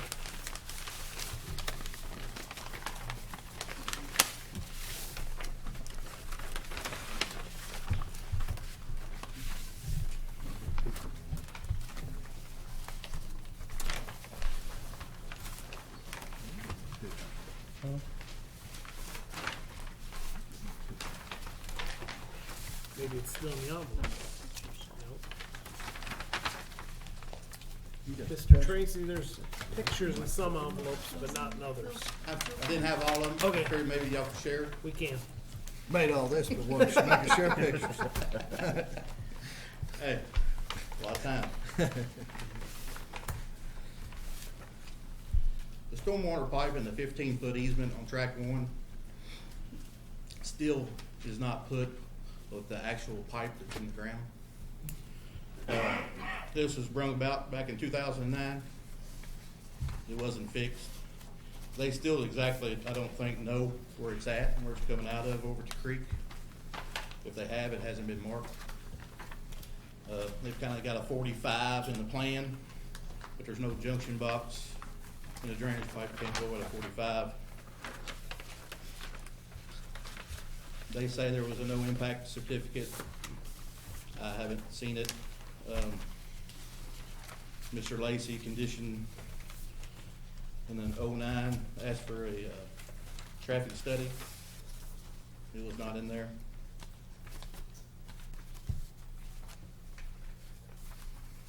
Eric Lawson back in '09 he said if you went with the original plan, it would need more water runoff and it would create a mess. I think they've added some. They put pervious pavement. But the problem is you gotta run across it with big trucks and delivery trucks to get to the garbage can, so it doesn't last as long. On their final development plan, the map numbers, or the longitude and latitude, they're not the FEMA map numbers.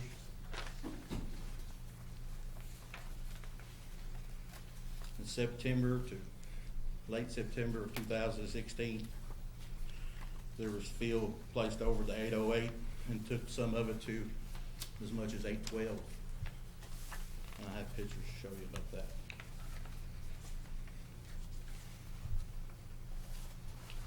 On October 31st, Brent Combs signed a new floodplain certificate to turn into the state. And they're going by the 2016, or the new map. It's not adopted by Georgetown till spring of 2018. And then my next question was on the 2 feet of field they're adding on the entire thing. Why didn't the major development plan come back in front of the board? I've kind of watched some of y'all's meetings, and there's one thing y'all always talk about. If it's going to take too long, you want it to come back in front of you, and you want to see it again. This was ongoing since 2009.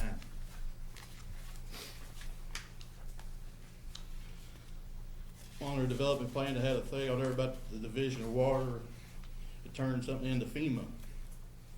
I've talked to Ross Bishop, Division of Water. He has the slightest idea what they're talking about. And what I've gathered, all that stuff has to go through the community of Georgetown. Thank you. That's it? Any questions on that one? I'm still going to do it. Does anyone have any questions on this one from Mr. Tracy?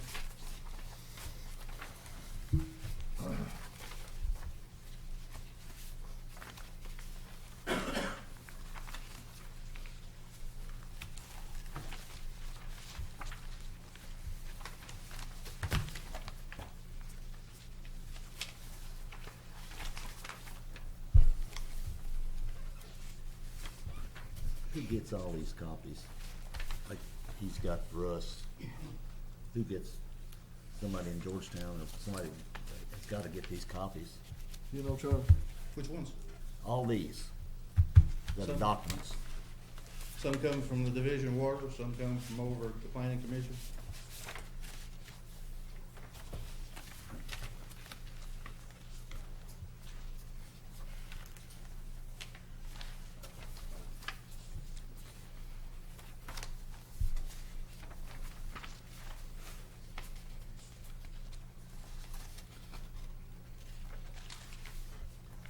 Did you have a third packet, you said? For track 2. Okay. Do you have any questions on that? This one? No, I don't think so. I've got a major question. Does anybody got any questions on this one from Mr. Tracy?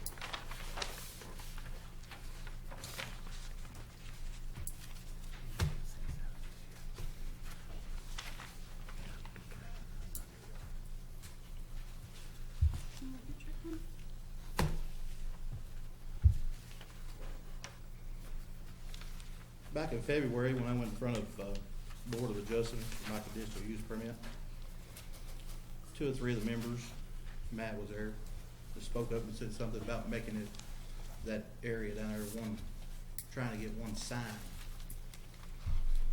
So I had 4 or 5 lots with standing 25-foot signs. That was a pretty good idea. Would just like to make sure that the stormwater easement's fixed. I know they're proposing a new one, but they've also been proposing to build this tire store for 20 years. We can't work on the stormwater if something was to happen and his field crushed the pipe, because the easement doesn't go with the pipe.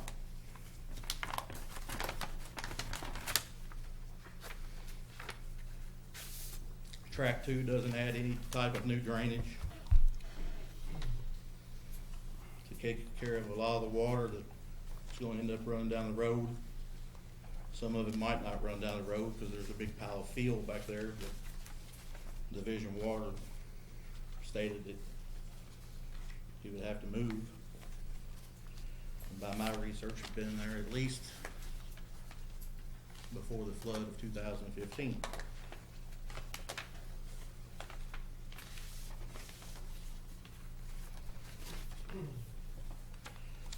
There was a rock basing that went along beside the trailer park fence line all the way to the end. That's been narrowed somehow between the middle of 2016 and his plan getting approved for track 1, that got reduced down in size.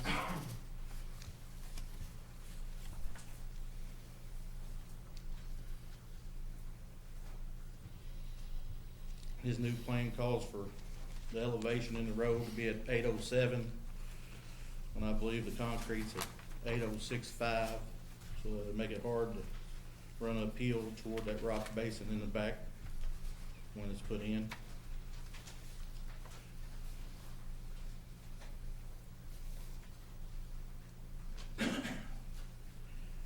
I guess the new permit goes toward the field that has nothing to do with the building for track 2.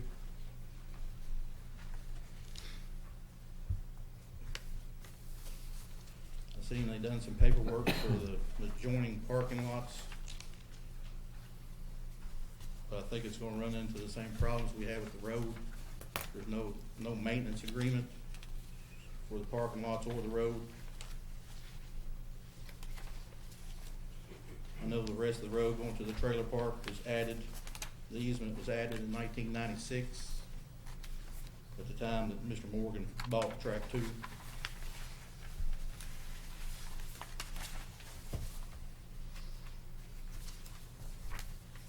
And I've seen the new development plan has a 4-foot sidewalk coming up beside the access road. Is that supposed to be 6 foot wide on commercial? And they've moved a drain in the road from where it was on the previous plan, track 1. I'll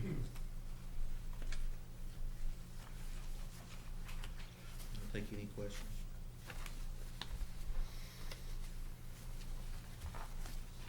Anyone have any questions?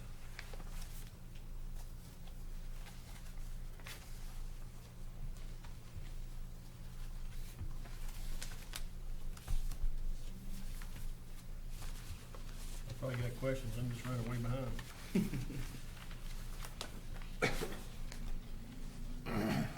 A lot to consider.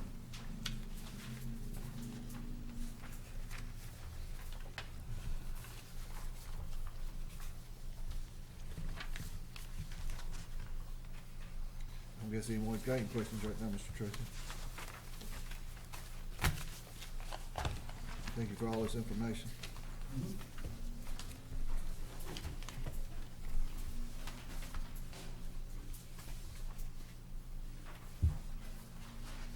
Does the applicant want to respond to any of this?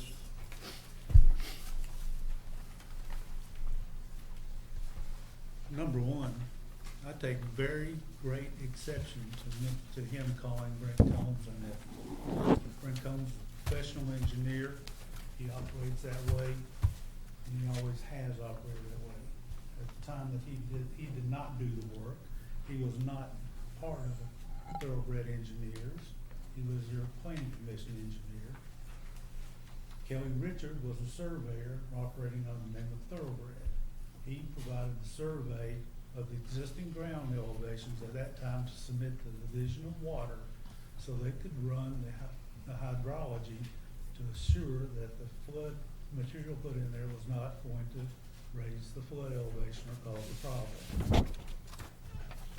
That's what Kelly Richards did, was provide the existing survey information on the existing ground at that time, so it could be submitted to the Board of Division of Water, so they could run the analysis to determine if the there was gonna be an impact due to the filling.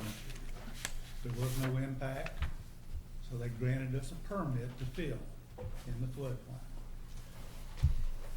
And I'm gonna say one time, I take great exception that him calling Brent Combs unethical.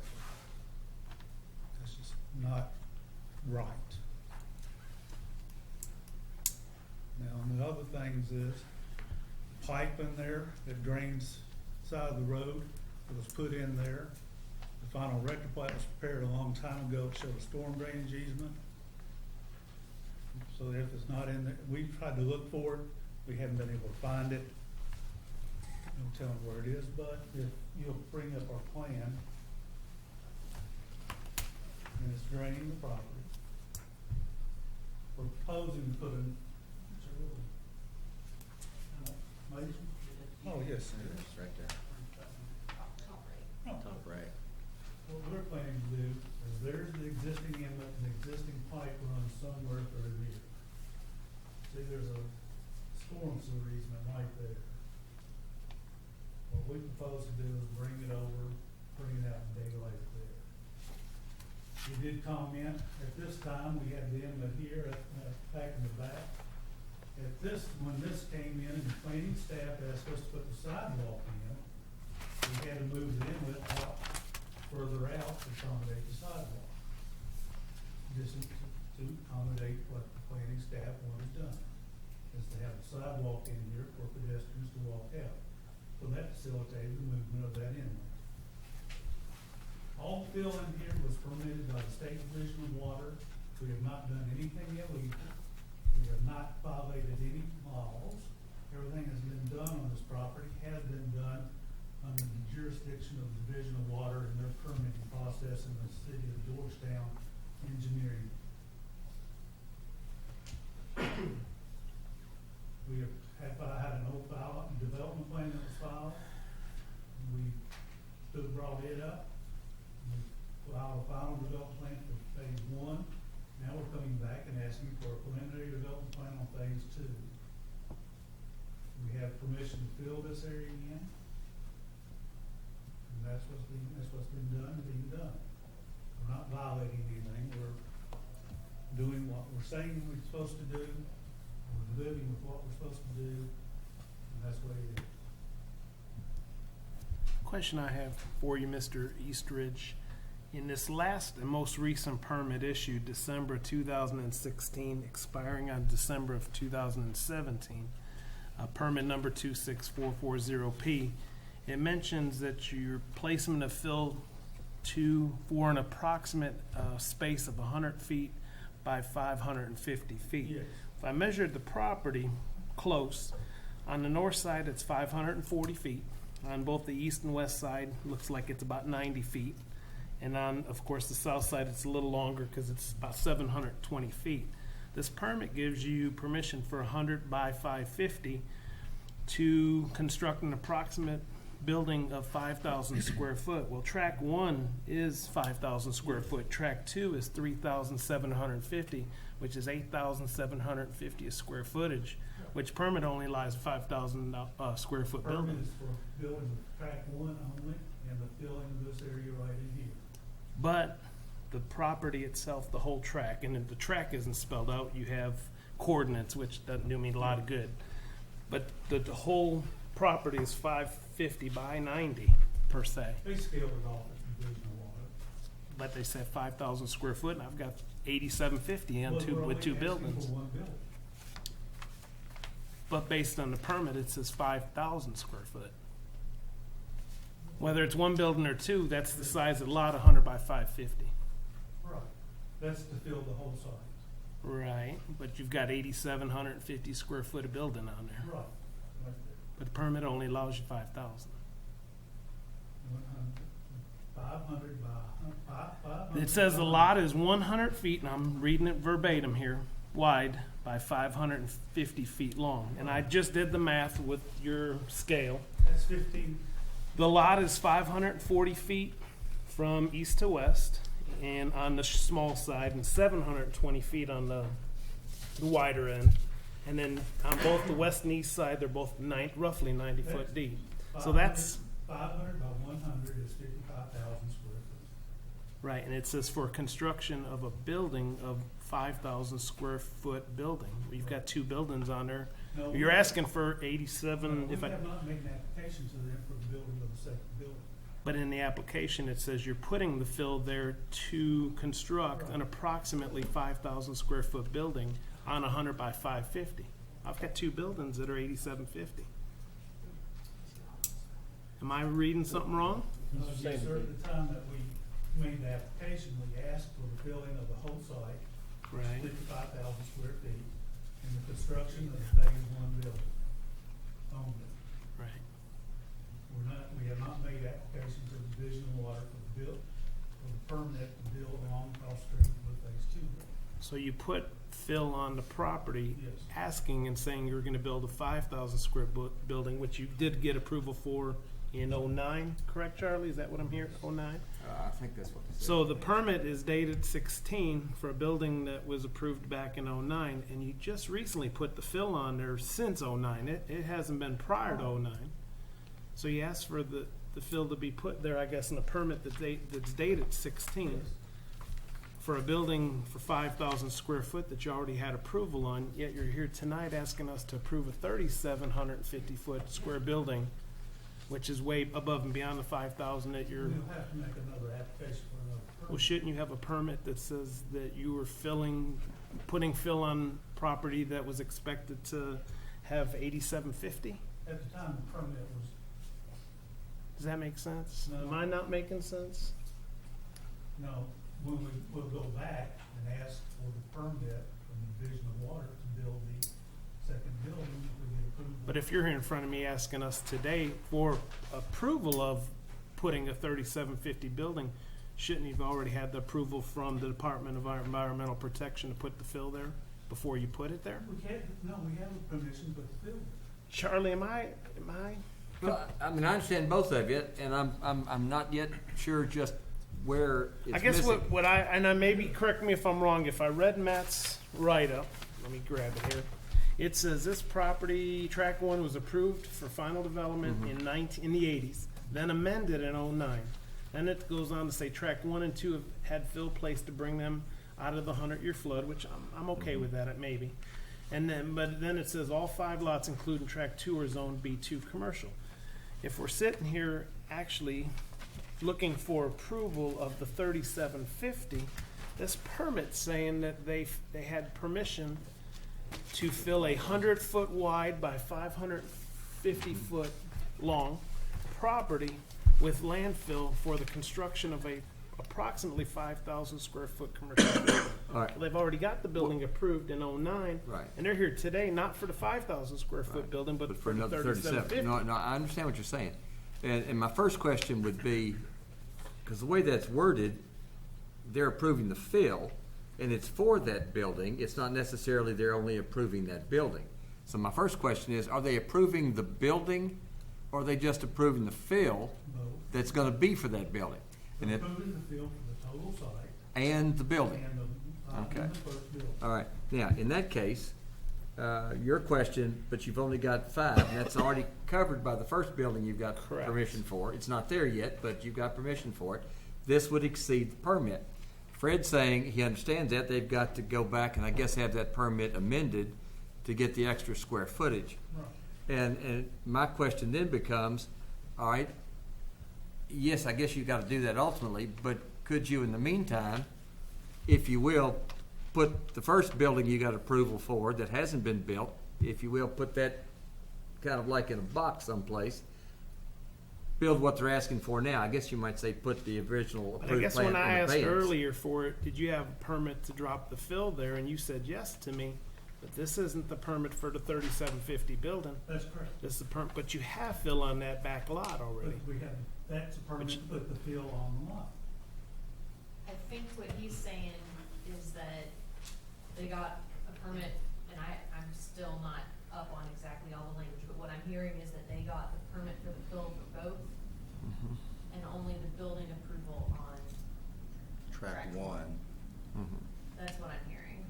I guess I I think think I that's feel right. like, to me, this says we're getting approval to put fill on both, on the lot, 100 by 550, which is fine. But for a 5,000 square foot building, now all of a sudden, we're here today Yeah. with the fill already there, and it's for another, and it's almost like you told them 5,000 square foot building, so you put the fill there, now all of a sudden you're gonna come back and ask for another 3,750. It's almost kind of like lying to them, and maybe that's a strong word. That's probably a strong word. Let me make a suggestion. Either you could put the first building approval, if you will, on hold until they get proper approvals, or as a condition, if you were inclined to vote for it anyway, would be that it's got to be an amended permit because they don't have their approval yet from Division of Water. Well, in this permit, it does say there shall be no deviation from the plan Right, specifications. and that's my issue, I guess, is it does, right, no deviation. So I guess you throw the fill on there and then ask, it's almost like doing something and asking for forgiveness instead of permission. Because why wouldn't you have asked for fill to be put and ask for 8750? Because at the time we didn't know what size the building was gonna be on the back part. But you had a good idea because you asked for 5,000 square foot. Because that's what the front building is, sir. Then why wouldn't you have put 100 by 300 instead of 100 by 550, which covers both tracks? What I did was I submitted my plans to the Division of Water. Are these two separate tracks, by the way? Yes. Yes. Okay, so I guess my point is if you wanted to fill and build a 5,000 square foot building on the first track, then I would think the application should have said track 1 being 100 foot wide by 250, 300, whatever the first track is, instead of covering both tracks saying 5,000, knowing that eventually you'd put a building on the second one. Does that make sense? Ron Dutton, I talked to Ron Dutton, he understood what we were doing. Since the permit is only good for 1 year, you can ask for an extension. I sent them the plan that we have, originally from the development plan, that showed this field back in here. And that's what they permitted. Now we have come through, and we have a field, and in December the 21st, 2017, the new flood maps are gonna be in effect that takes this parcel out of play. December the 21st, 2017. So I guess the issue I have with this permit is if you truly wanted it for a 5,000 building, it should have read 100 foot by, on the deep side it's 90, on the narrow side it's 60. So 100 by 100 for fill, not 100 by 550. No, we had to fill the whole site. Then why didn't you, it does, to me, if you've got two tracks and one track is, and I'm gonna read the exact dimensions so it's on record, 60 foot wide on the north side, 90 foot wide on the south side, and roughly 90 feet wide on the east and west side, which would have been roughly then 100 by, let's say 100.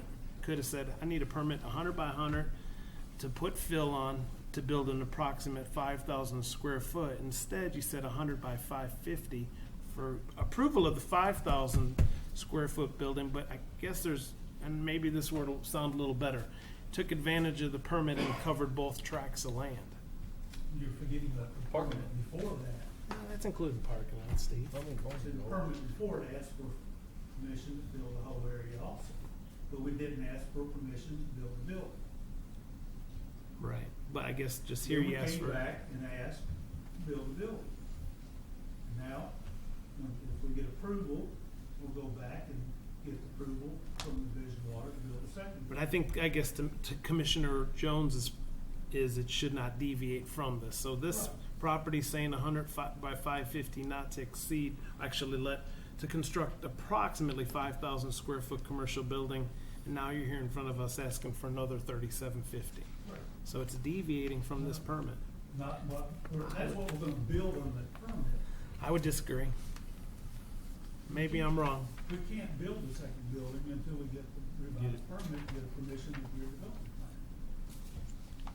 If I could interject, Mr. I can Solsky, I understand. understand your point, I do, but I think what we're looking at here is if the second building wasn't going to be built, we would have permission to do fill on the entire property with that one building. that one building on track 1 has already been approved by this body for final development, okay? It's almost, they're directly related, but they're not, it's two different things. One is getting a permit from the state, the other is getting approval on a preliminary development plan. Once we get approval, if we get approval on the preliminary development plan, we're gonna have to go back and get an amended permit. So you're gonna get a permit to do something you've already done? We have to get permission to build the other building, as you so From correctly us. points out. Right, so will you go back to the Department of Environmental Protection? We're gonna have to ask them for a permit to do something you've already done? 'Cause No, you've already build put the the second fill on building. there. To build the second All we're building. here To to build do the second. tonight is approve a preliminary. We're See, gonna but I have guess to go. in this, it's saying 5,000 square foot. It is, and they've got that Well, permission. I hear If you. we All approve right, this well- one, if we approve this one tonight, then they've got to go back and get state Get approval for the approval same thing. on the And, building. and also, you can read this too, that it doesn't limit them to just one 5,000 square foot building. It doesn't say anything, they're limited to one building. Right. I mean, It just says 5,000 square Yeah. foot. which So- to me, when it says don't deviate, then that means they do have to go back to the Right. Division Right. of Water. We can't to get- deviate. So what are they going back to the Division of Water for? To get the second permit building for approved. the Second building approved. The second building approved. I thought we're approving the building. Well, we've got jurisdiction, but so do they. Environmental's not approving the building, they're approving the fill. No, they That's approve not what the he said. They building approve it also. all. They approve the They building approve it also. also. Okay. Sir, they have to approve anything built or filled in the floodplain that will be an obstruction to the floodplain. Yeah, but isn't this particular permit here saying they're approving the fill? For Yes, and they 5,000 already square have. foot Well, building? that's what it sounded to me. That's why I asked the question, are they permitting just the fill or also what goes on the fill? And you said it was also what's on the Well, fill. it says what's on the fill, but in this permit, it's 5,000 square foot, and I guess. Well, that's right, Yeah, but, I hear you. but I why know go what you're back to saying. them until they've got approval to do a building? Right, yeah. I mean, I don't We know that it went through matters this who before you with go, some- one of them's got to go One's first. got to go Somebody first. gotta go We've been first. through And they this gave us the before. honor. Yeah, to me, I guess I would think if you're gonna get permission and a permit to fill 100 by 550, would you not go there also stating what, long-term or short-term, what you're gonna build there? Yeah, I mean, that makes sense to me. I don't know. Maybe if you don't know who your tenant's gonna be, maybe you don't. I don't know. But that can go back to our last application too. But either you know, way, how many they can't times- build unless we approve and the state approves. How many times Whether have we heard it's the first or last second. I would feel more comfortable letting them get approval first and then coming back to us with something that says 8,750 square foot, not 5,000. Well, I That's my Well, they're gonna understand. say the same thing, they wanna know that we approved it here. That'd be going back Then they're and stuck forth. in the middle. Well, that's the dilemma. And again, sir, I understand your point. Right. I really do. But if I can just try this, and maybe look at it a different way. You're grinning because you don't think. I'm listening. Okay, good. All right. At the time we got the permit, we didn't know the size of the building. If there was no proposed building on track 2, we wouldn't be having this conversation. Correct. We would have the building that's approved by Division of Water. Correct. Okay, and the fill for the entire area. Correct. Okay, and then you would not be raising the issue that you have right Absolutely now. agree with that. Okay, what you all, this body is approving is this plan, a preliminary plan, which is, you also have the ability to come in and we'll have to come back before you before final is approved.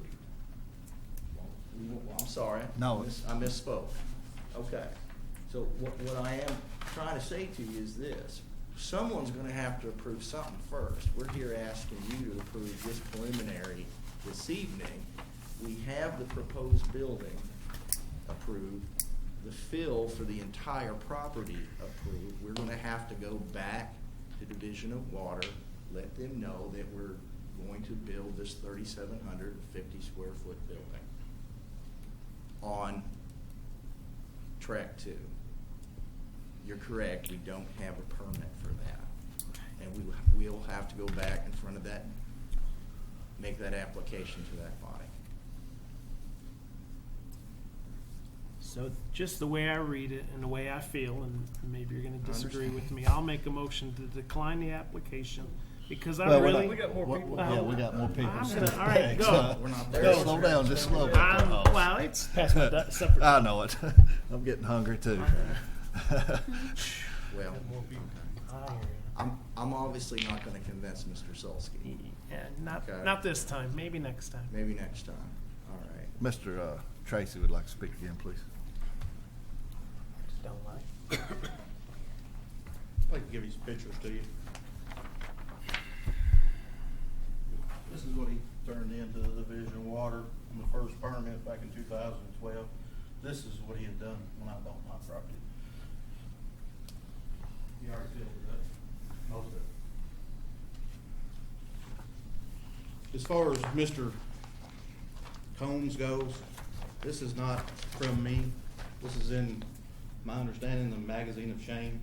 Oh, you got that. These right here, number 7, shows where him and Kelly Reader owned it in 2013 and 2014. Then on number 10, FEMA says in the flood map, because they gave him a flood permit for the new one that's not adopted by Georgetown yet. It says at the bottom on page 17, not to exceed 1 foot. When he goes into the new floodplain in 16, his property is in the floodway. His whole property. No, not.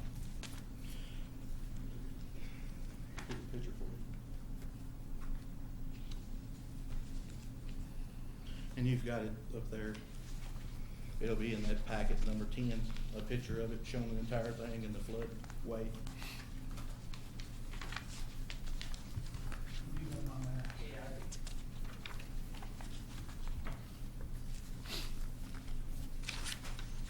No, where that would be, where it's pointing on. No, we're not, there's an island that's treated on our property, it's not in the floodway. You have in Dona, was it Omer or Oma F? Omar. Omar F. That hasn't been turned in. That It's goes. not done to the field's doing, the state's doing it with the new floodway. State told me they didn't do it. They did You've got it on. floodplain. You've got it on your final development plan, track 1, that it's already turned in. Guys, up here. Can I just Yes. from something under? I can't speak to the ethics and licensure portion of what Mr. Tracy has brought forward. I don't know if Brent's, I don't know what's going on, or if Charlie's fully aware, but that might be something that could be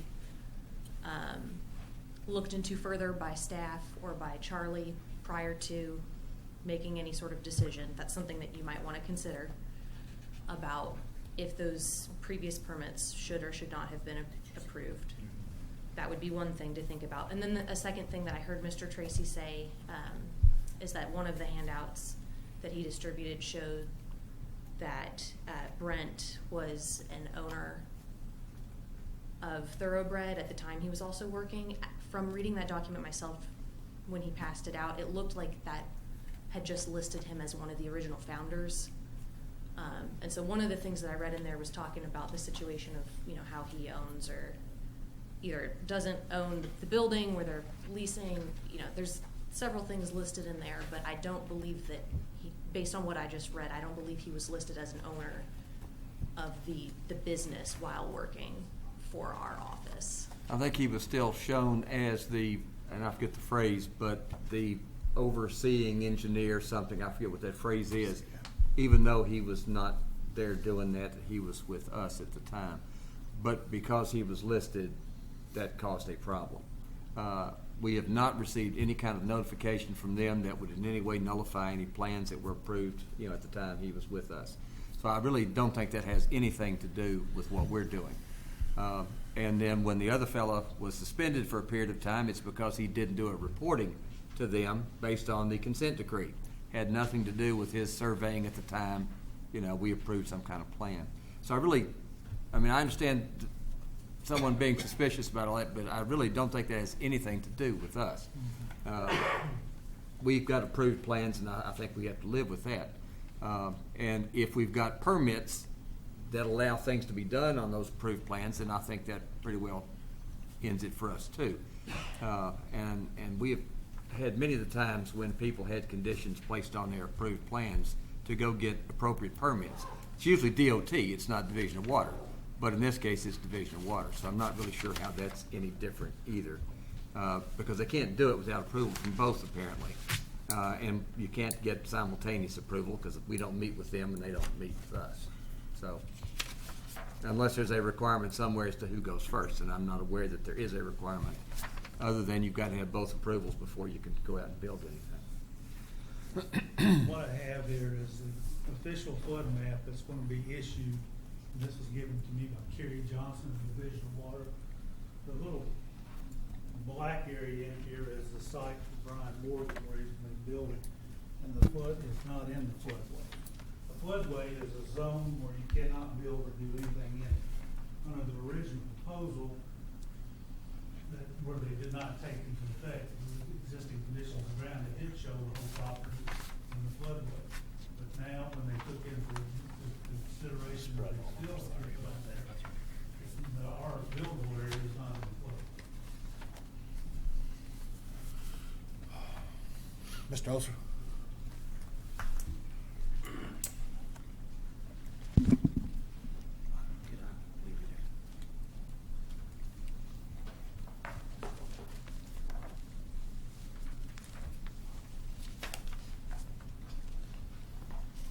My name is Larry Oser, and I live at 119 Crystal Drive, Georgetown here. But I do own Elkhorn Plaza, which is the shopping center located right across the street from this property. Got too much papers up here. I want to show you something that you've probably never seen. This is the original flood map for Georgetown. This flood map shows section R37, which is the piece of property which is located where the bridge is at 460.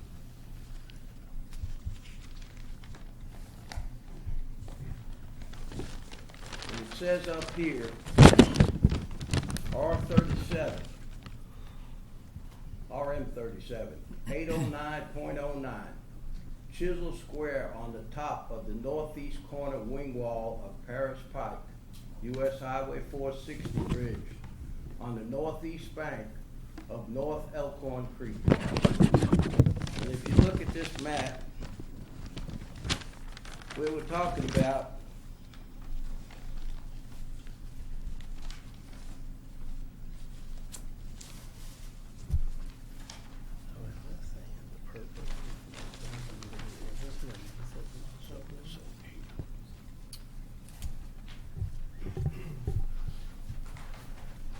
approach.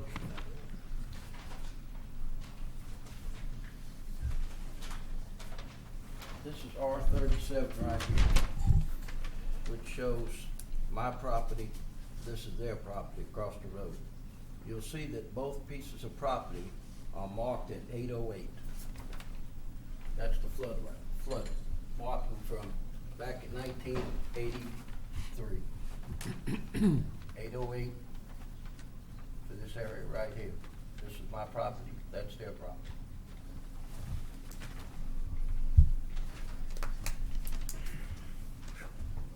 There's the marking of 808 for both properties. As you go further up, it becomes 807, down there it becomes 809.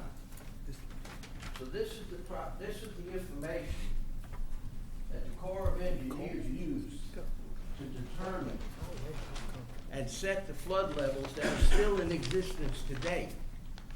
They haven't changed them yet, according to what I understand. So this is what they went by. 34 years ago, I came before this commission, 1983, had a permit from the state, which I still have, that said I had the right to put fill on my property. Came before this commission and asked for permission to build what I call Building 1, which is the original building where my paint store sits. The paint store was just a 48 building. Then all of a sudden, people came to me and said, we'd like to move our business out there where you're at. You ain't moving out there unless a bank wants to loan me some money. But anyhow, I came back before this commission. Charlie will know. Sat here many a night and brought you a plan to put in another building. Had to go to Frankfurt the next time to build the building 2. Told them I'm gonna put fill on the property. They gave me the okay. Once I got the okay, I came back to you people and then presented my preliminary plan. Then I sent my final plan. I don't understand where the problem is today, just like Mark was speaking. If they're asking for 8,700 square feet of building development, why in the world didn't you ask the Division of Water for 8,700 instead of just 5,000? I've been down this road, gentlemen. Came back another 2 years later, asked for building 3, got the permit, came to you people. Did it again in '86, got another one. And here's the information that really gets me upset. I have a copy of his permit. And in his permit, I want to read it to you.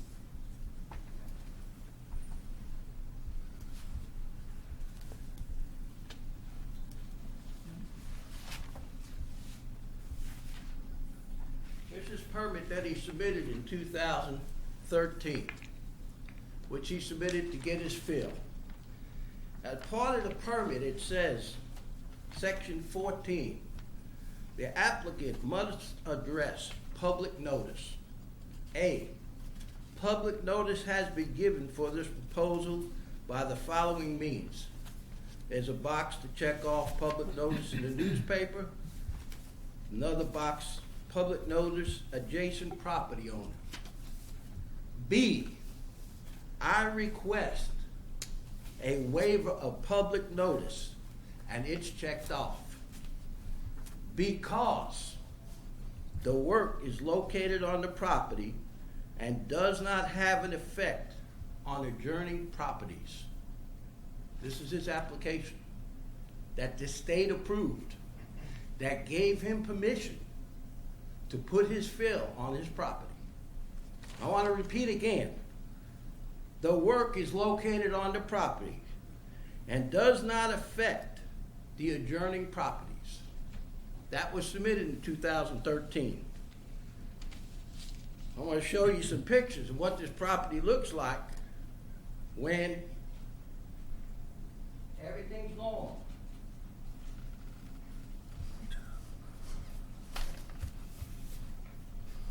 This is the entrance to Arby's on a normal day.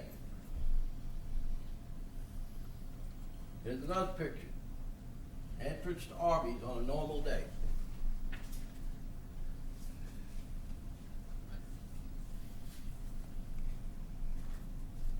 This is his property on a normal day with part of his fill put on it. That's the brown dirt that you see.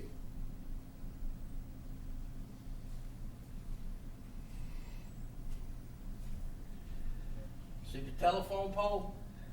Keep an eye on the telephone pole.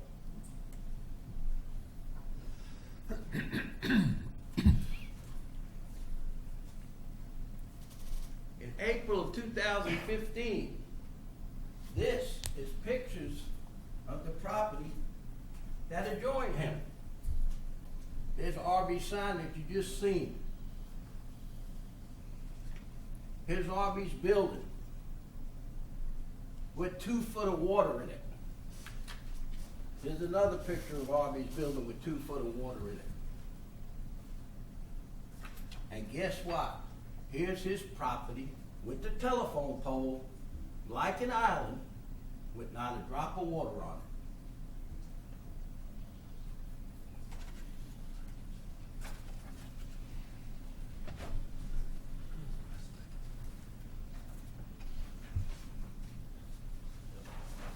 here's his property, not a drop of water on it. But let me remind you, his application says his filling will not affect his neighbors or anybody.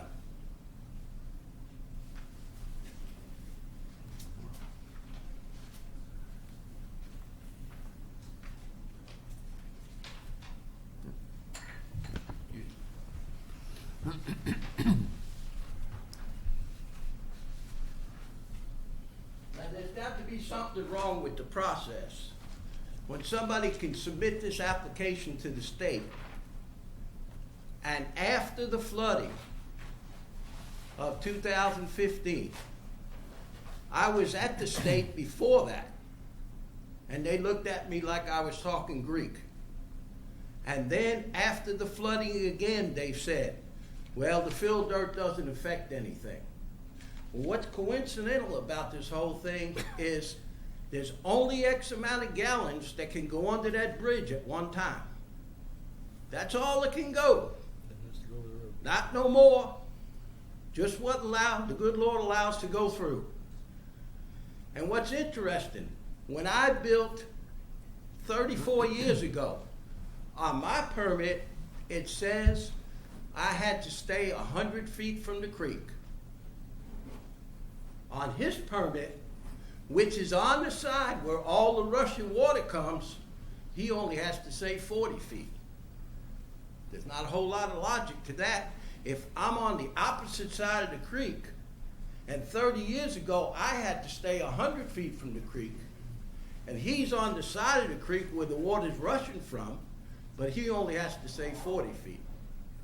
I do believe that the calculations somewhere got misread, misinterpreted, or something, because anybody that knows anything about this property, there should have never been a stitch of dirt allowed on that property for the reason of what happened in 97. What happened in 97 was the bridge jammed up, nothing could go through, everything backed up on that side of the creek, and then at 3 o'clock in the morning on March the 1st of 97, a 400-foot water wave came right over 460 and flooded my whole place and knocked one building and sent it flying down the creek. And here's the ironic thing about it. When I built in 97, my permit said the flood level is 810. The bridge is 809.9. My engineer recommended to me, Larry, the smart thing to do, don't build to 810. Build to 812. Go 2 feet above what they say the 100-year flood level is. That's what we did. And guess what happened? In 97, we had 2 feet of water in our 812 buildings. So the flood level should be somewhere at least 814 or whatever. And who knows what they're going to come out with these new calculations when they come out with this new thing next year or whatever time it's coming out. But one thing is for sure. There is no room for no more water to go, because we are at, right there at the bridge, we're at the end. There's no more room for it to go there. And allowing him to put all the dirt in like they did is just insane to me, but especially when you put on your permit. And the people in Frankfurt just look at me and say, well, we don't understand it. I don't understand it. I don't understand how you could say that it's not going to affect your neighbors when the proof is in the pictures that I just showed you. Now I'd like to address the information of the filling that's gone on. They've had a permit since 2014. And like the gentleman said, every year they're allowed a 1-year permit. They got their permit in 14. They filled some dirt. Then they extended their permit for another year.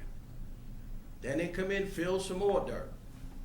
Then they extended their permit the next time. And the last time that they were allowed to fill was in October of 2016. And at that time, they were told, this is the last filling that you're gonna be allowed under this permit. So what do? They just go get another permit, like they're showing you tonight. The new permit that they got last year for this type of development. And the gentleman said they're still gonna fill. I guess they can fill some more, as long as they brought in another permit. But they had a prior permit that they extended 3 different times, and the final time said there'll be no more filling. And guess what? They went on and filled anyway. They had trucks in there, and I called Brent and said, Brent, I've got the permit in my hand. Larry, I know you got it. I said, well, good. Tell me what you're going to do about it. I'm going to stop them. So they went out there and stopped them. But you know what? They didn't make them move the dirt out. It's still sitting there. And if it wasn't for me watching them and seeing them, they'd have still been filling after the permit had expired.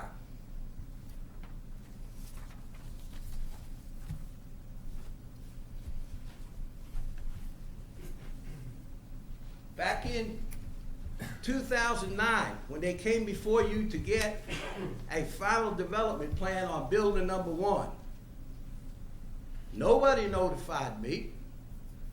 I'm an adjacent property owner within 500 feet. I never got notified. How come they can do that?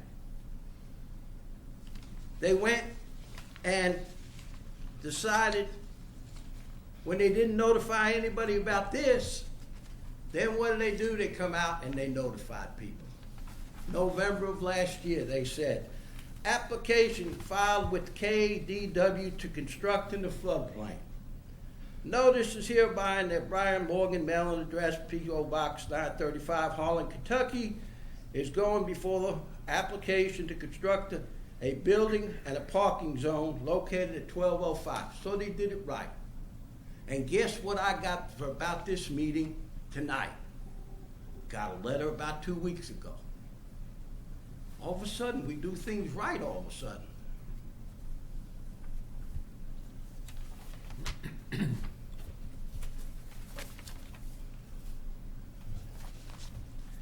The last thing I got to say is that, you know, the thing that was done in 2009, I don't know how that got approved. I don't understand how this is, you know, you do this in so-called, I did things in phases. I'll be the first to admit. But I didn't ask for a permit that said, I want to put dirt in an area that's 100 feet by 550 feet, but then I only want approval for a 5,000 square foot building. But then I come to you tonight and show you, oh, by the way, I'm going to put up another 3,700 square feet one. I just don't understand that. Why didn't you ask for everything that you want before you came here tonight? Thank you. Mr. Tracy. I'm not an engineer or nothing. Mark, you're better with probably numbers than I am. To me personally, it looks like to me now that they've allowed them to go up 2 more feet, the building at track 1 doesn't even fit that lot.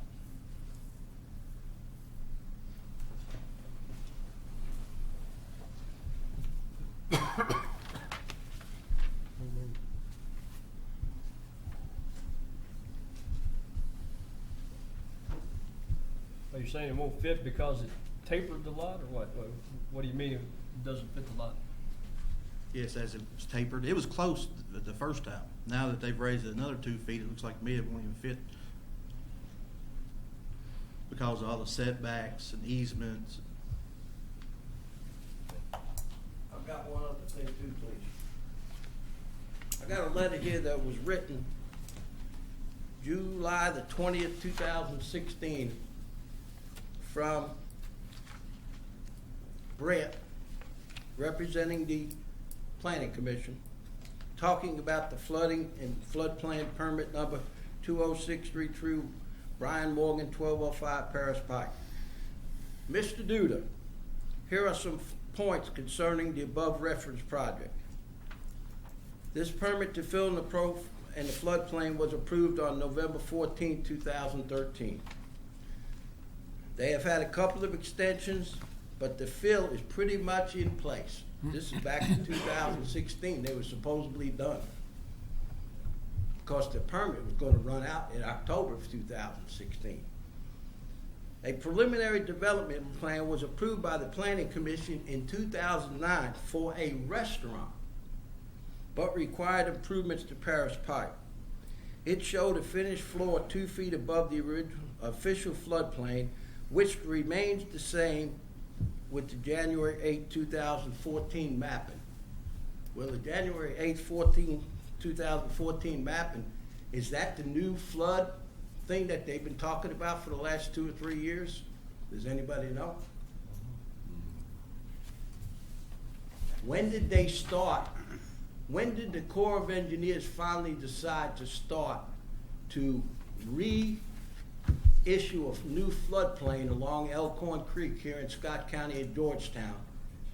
Because I was at a public meeting back last fall where we all were down in the library one night, and the people were in Frankfurt were there, and they were telling people that they had to buy flood insurance or get information about the flood insurance because the flood zone and the floodplain and all that had changed. And there was a lady in Canewood. She said, I live in Canewood. And all of a sudden people are sending me this notice telling me get flood insurance. She said, what is flood insurance? I don't know anything about no flood insurance. Don't even know there's water near me. So my question is, when did, it hasn't been approved yet, but when did they start working on this? Does anybody, Charlie, you know? It's been several years. Several? And I mean, I can't tell you real clearly, but I know we've had discussions about it being in the works, and I'm sure it's been since 2014 and beyond. You know what? It's real funny. It took them from 97, 27 years later to finally start figuring out they were having a flooding problem. Yeah. Thank you.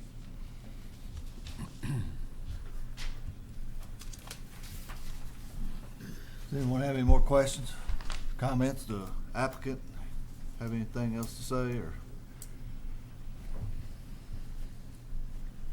I'll be brief. These gentlemen's concerns notwithstanding, we're before you, we have a valid permit. I know Mr. Solsky has an issue with our permit, and I respect his opinion. We do have a valid permit to build on all this property and the 5,000 square foot building. We will have to go back before Division of Water and get approval for the 3,750 square foot building. Staff has recommended approval of our plan. We comply with all aspects of the ordinance.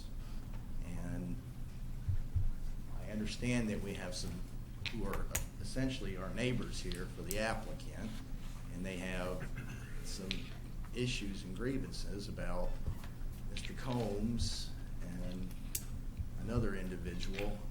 I don't know anything about that. I don't think that's relevant for here, as Mr. Perkins appropriately stated. I don't know what happened in 1997, or the fact that Mr. Tracy had to come before you multiple times to get things changed. We're here before you asking you for approval of this preliminary plan. We comply with the ordinance.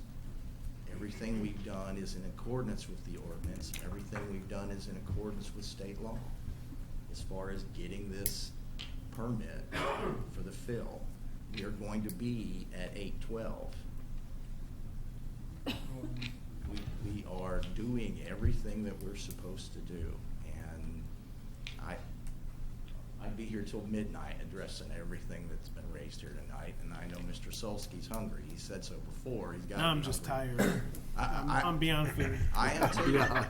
Me too. Would you agree or disagree with the one statement that it did not affect their neighbors and they Well, I would say this. Okay, he has a picture that shows the Arby's being flooded. My understanding is before we did anything, the Arby's had flooded. I can't say whether or not what we've done has caused the Arby's to flood when it did. I don't know that Mr., is it Usher or Osher? Osher. Sorry. Okay. I don't know that he can either. There's a doctrine in the law, and Mr. Perkins would be familiar with it, I'm sure, it's called post hoc ergo propter hoc. This happened, therefore this caused it. I don't know that anything we've done caused the Arby's to flood, and like I said, my understanding is the Arby's had flooded previously before we did anything. Now, I'm not denying that the Arby's flooded. I don't know that we caused it. I don't know that some person who has credentials as an engineer or has come before us to prove that fact. I don't think that it has. My understanding is that this is all in the floodplain. We're going to be out of it to make a correction on one thing. The Army Corps of Engineers no longer determines the flood maps. It's now FEMA, is my understanding. I believe I'm correct on that. It used to be the Corps of Engineers. They're the ones that determine this. They're coming out with a map that says that we're not going to be in the floodplain if we're at this elevation. Now, Division of Water says that we're good to go. Now we do, again, you have to go back and ask for that building. Other than that, everything that we've put before you and put before the staff meets the requirements of the ordinance.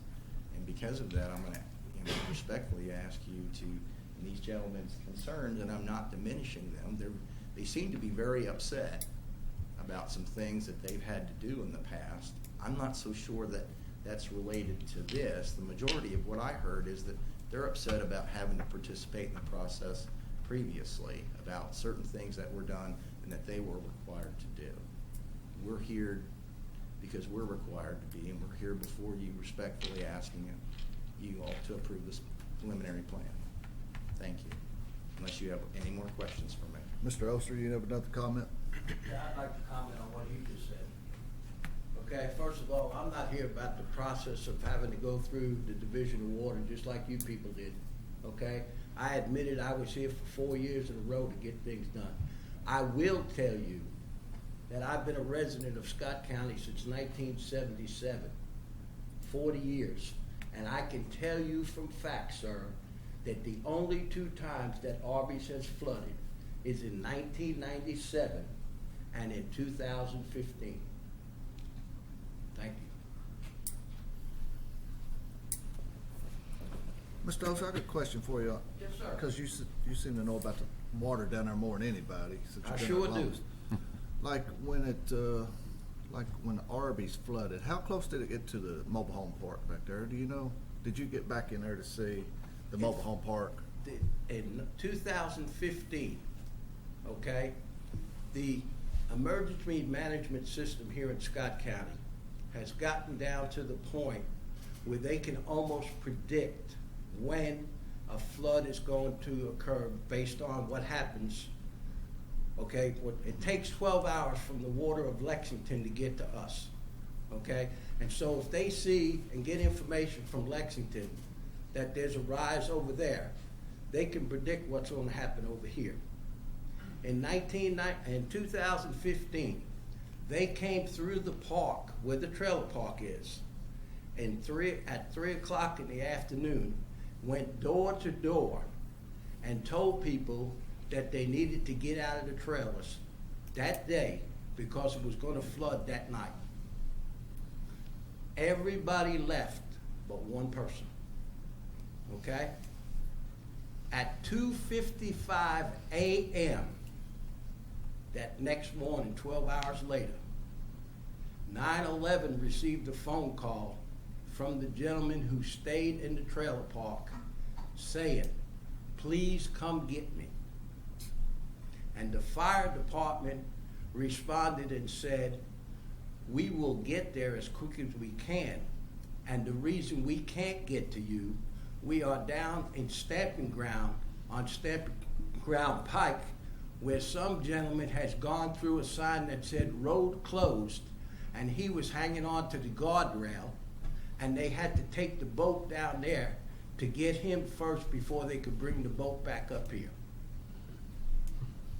Anything else you need to know about the flooding around that area, I'd be glad to share it with you. That was my question. I'm a little concerned with the mobile home park back there. That mobile home park is gonna be destroyed, mark my words. I'm like some of the other people. I'm not no engineer, but I know when I played in the water, when it rained, when I was a kid, and put my little rocks in the road to stop the water. Water has to go somewhere. If you keep building up next to the water has to go somewhere. I just don't understand how the Division of Water issued permits, but I'm not the Division of Water. I'm just I'm a little old low electrician that don't know a whole lot about nothing. But a little common sense, right? I just don't understand how that happened, but I can't argue with the Division of Water. I can. Well, they've done it before. They've rerouted the river and Yeah, I Pike know. Mill. The water's got to go somewhere. It's a natural dam right there at the bridge. It's going to dam up. The water's got to go somewhere. I don't see where in the past any of these places in that area were ever allowed to be, including no. Elkhorn Plaza, Arby's, that trailer park and everything. It seems to me like that should have been left open area and if the water flow right on through. It seems to me like it's not smart at all to try to build in an area that you know is going to flood sometime and do damage. I keep saying if we keep putting stuff in the way of the water, sooner or Yeah. later the water's going to come back and take it back. That's right. Mr. I'm sorry. No, it's fine. Water does do that. It's just like Mr. Wiseman said on the last hearing case. The watershed is hundreds of square miles that come to this point. Mm-hmm. And our site is 3 acres. So it's not even, what is it, 1 to the -6%? It's not that much. If it was gonna flood, it's gonna flood there. The Division of Water has done calculations and has satisfied themselves that we had no effect on the surrounding properties and their flooding. And then that's the authority that makes the determination and gives the permits. And believe me, I've submitted them before with my calculations, and they've checked them, and it was decided that it was gonna be a detriment to the neighbors, and they didn't allow the permit. They did allow these permits. And Mr. Wiseman has a very good concept on it, just like the other case. Yeah, really, I think the biggest problem is probably not that island. I'd say the biggest problem is the state needs to raise that bridge level and make it wider for the water to flow Well, through. But that is a thought, and it has been debated, but the problem with it is to do that, you have to deal with the railroad. You know, where the road goes on the railroad trestle. to raise the road. bridge? You got to raise the bridge, you're gonna have to come back and feather in, and you'll have to rebuild the trestle, probably. And that's $1 million.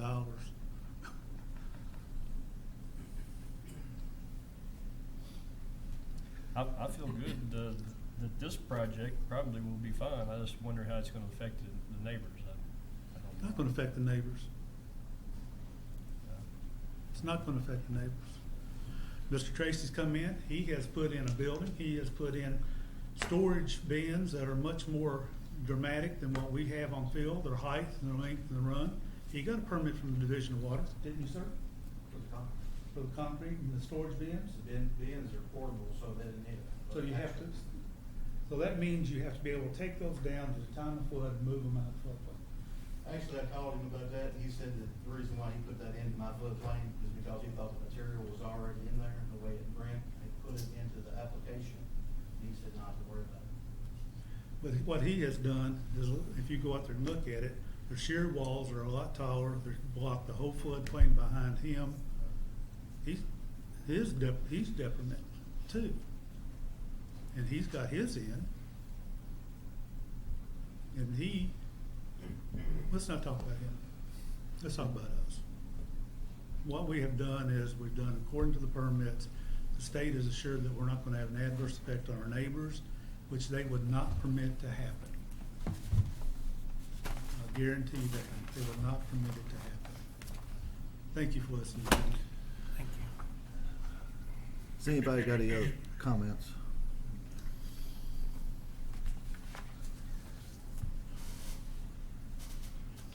Seems a bit, to me, there's a lot of question on the permits, the division of water, and what's gonna happen with the new floodplain map. Man, is there any way we can get the new floodplain map any quicker? I'll give it to you, sir. Yeah. His new condition number 9 kind of addresses that issue. What's it say? Just stating that either they needed a permit from Division of Water or that there needs to be a new map showing that the building site is outside of the flood. I have it on the screen, it's not in this stack report, but it's on the screen and it's on the condition site. Yes, now we should remove the Board of Adjustment involvement. Excuse me, Mr. Jones. Yes, sir. This is another copy of the floodplain map. It shows their section lines where they did the actual calculations.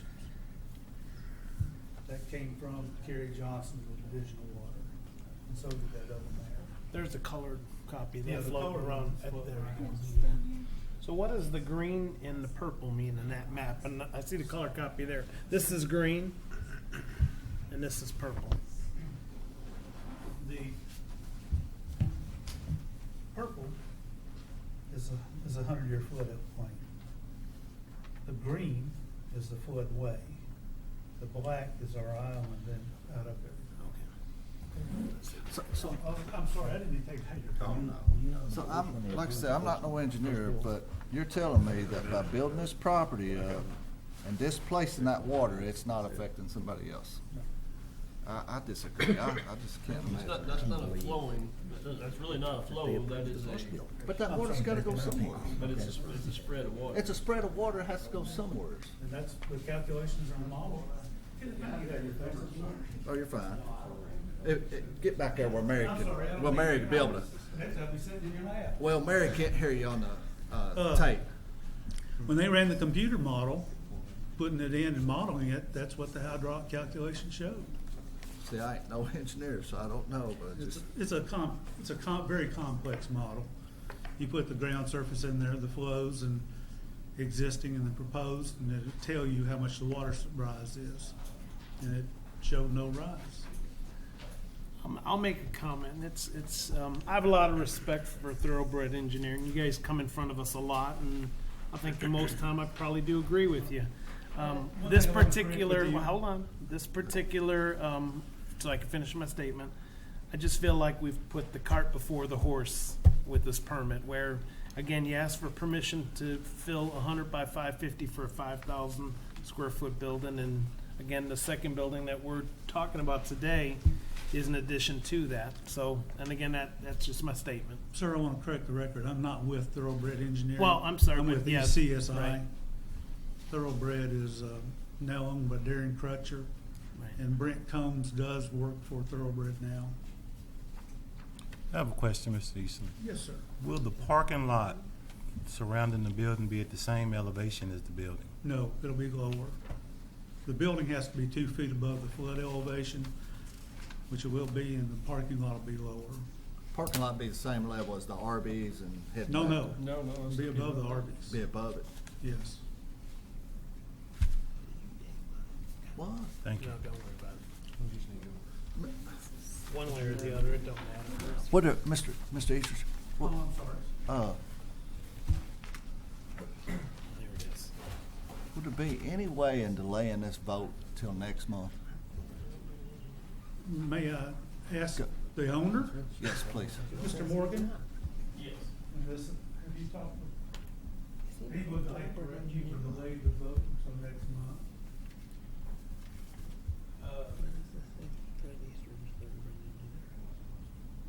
Let's go out. We can do it anyway, can we? Can we do it anyway? Can we do what? Delay the vote to next month. We can table it. I would like to look at all this stuff I we've would got too. tonight Yes, sir. and maybe talk to a few more people, Yes, sir. you know, like the Division of Water and such, and come up with I don't wanna make a decision, Hastily. you know what I'm saying? Oh, I understand. My heart's saying no, but my mind's saying, if you're following everything we've put out there, we've gotta make the right decision. Yes, sir. And I would like to look at all You this want to stuff. postpone this till the You can next make meeting? a motion to table it till next month. Continue. Well, you can do that. Continue it, I should say. Well, I just want to make sure the applicant is fine with that too, because they come before us tonight looking for an answer. You know, so, Talking 1 month, sir, Mr. we got a Chairman. lot. yeah, if we could bring it back next month and let us look at some of this information and. Would we have the opportunity to present additional information at the next hearing? I would hope it's not this much. Well, keep in mind that all of that didn't come from us, Yeah, I Mr. know, Chairman. but that's what I'd like to take a look at, you know, it's, I understand. I don't think our client would have any problem with continuing this to the next meeting, provided we're allowed to supplement our application. In fact, Mr. Chairman, it'd probably be helpful to the commission if they did look at some of the materials and statements made tonight and make some response to that, as well as perhaps direct us, if as appropriate, where we might find other information. maybe you can look it a little bit up for us too while you're not doing If nothing she's got else. my copies, I don't have any. Can I just clear, so you're representing Mr. Morgan, Yes, sir. Mr. Eastridge, I'm a civil engineer. civil engineer, but not through Thoroughbred, because that's who says is on here, Thoroughbred. That was wrong on the application? Yes, that's Thoroughbred Engineering. It says Thoroughbred Engineering. That's a typo. Oh, okay. Yeah, that's a That's a- historic Wow. kind of thing. Yeah, Yeah. this is ECSI. Okay, This so is- it's a typo on the application. Yeah. Well, we got a lot of typos. I just want to know who's typing. Y'all agree that maybe we should. I didn't do that, Mark. Postpone and try I to didn't do that. absorb I know you some of did. this, ask a few questions. Do we need a motion to continue it to next month, Charlie, or? Probably be good with it. Well, if we have a motion to table it, then we end up having to go through procedures to get it back. Just if there's no objection, just chair, continue the consideration If of there's the no matter at the objection next from the meeting. applicant, and we will ask them, continue it to the next. If we please. have no objection, we'll come back for the next yeah, meeting. and Again, ask them to please supplement the record as they see fit, especially Yes. if they would address some of the things given to us. Yes. Be happy to. Which would be. You guys got copies of everything? Mr. Morgan? I'm not sure or that Mr. we have Tracy? copies of everything. Mr. Tracy, you gave them copies of what you passed out, If didn't you? not, she's, with Megan Okay. If And you'd then, want to come here, you can have my copies. So I think they were given all 3 copies of mine, and I was pleased to relinquish. Get the state you want- engineer take in my here like we copies. wanted to do. The state I'll engineer share with in here, somebody else. let You're him talk to us. I've been here a long time, and I don't know when that damn creek. That's a good question. When would that next meeting be? June 8th? 6 o'clock. Yeah, first day of festival. So we Thank need you, guys. Do we need a motion, or do we need to? No. No, chair did it. Do y'all want to move right along? Yes, please. Please. Where's mine? Oh, here you go. Here it is. All right, the next application is the Oliver Harding property, PSP 2017-17. Mr. Shirley?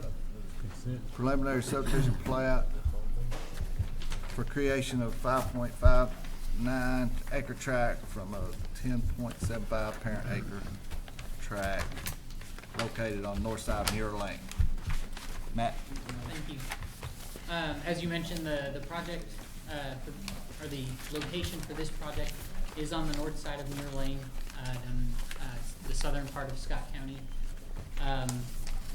I did, in looking into this application, the 5.59 acre parcel that they're creating with this application, or proposing to create with this application, was originally a part of this parcel that I'm highlighting on the plan here. It was by minor plat transferred to this property, so this property was in the 10.75 acres that it is now. And Were the those 2 applicant- tracks consolidated? No, it was, well, there were 2 tracks and a parcel was transferred and consolidated. But it was consolidated? Yes. Okay.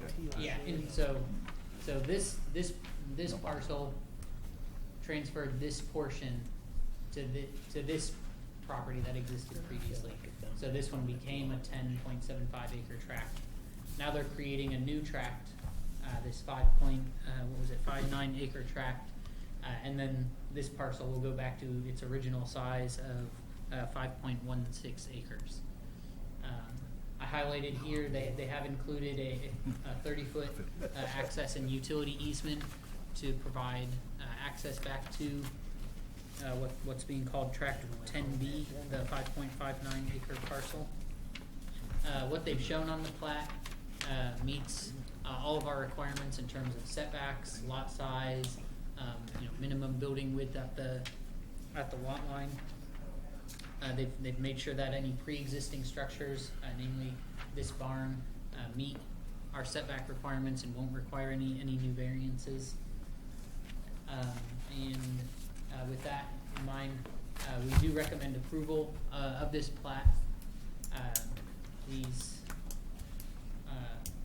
acreages in the PowerPoint are incorrect. That's from a different application. But with the 4 conditions stated, the first 2, obviously compliance with our regulations.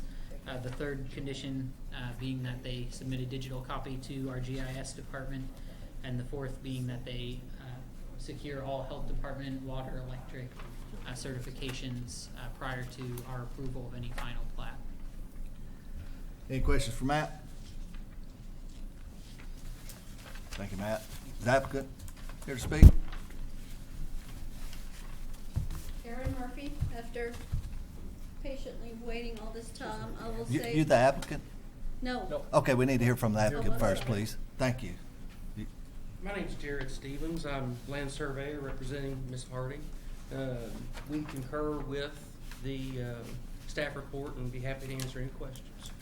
Does anyone have any questions for the applicant? Don't think so.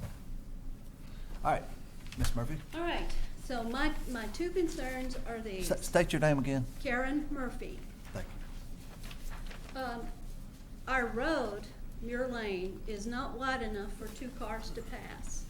So if the county is going to continue to allow development out there, I really think some work needs to be done to improve the road. In the past few months, we've had 2 other planning changes. One to make 1 75-acre tract into 3 25-acre tracts. So there's that traffic. Plus a change of use for the someone to run a business where they have events on their property. So there's all the traffic from that. So that's my first concern, all this additional traffic on a very narrow road. I mean, the other people said 2 cars could pass on their road. They cannot on ours. Somebody's got to get off to allow the other person to go. All right, and my other concern has to do with the numbering scheme of the properties out our road. We had an incident Bless you. where the police had to come to our property. They couldn't find it.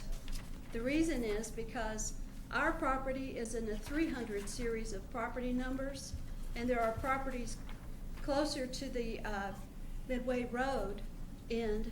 It's a dead-end road, closer to the entrance of Muir Lane, that are in the 100 series. So my question is, cannot something be done to straighten out this problem with the numbers? There's properties out toward the end of this dead-end road with a 100 series number, and many properties with 300 series numbers in between. So that's my 2 concerns. Thank you. Does anyone have any further comments or questions or? No, the only thing is Matt, would Whitley have anything to do with maybe helping getting that number situation straightened out?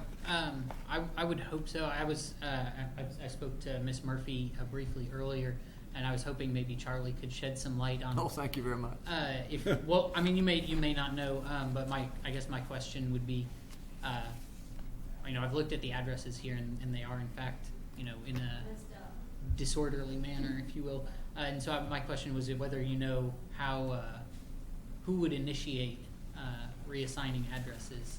I mean, I'm certain it can be done. I've not been involved in doing that.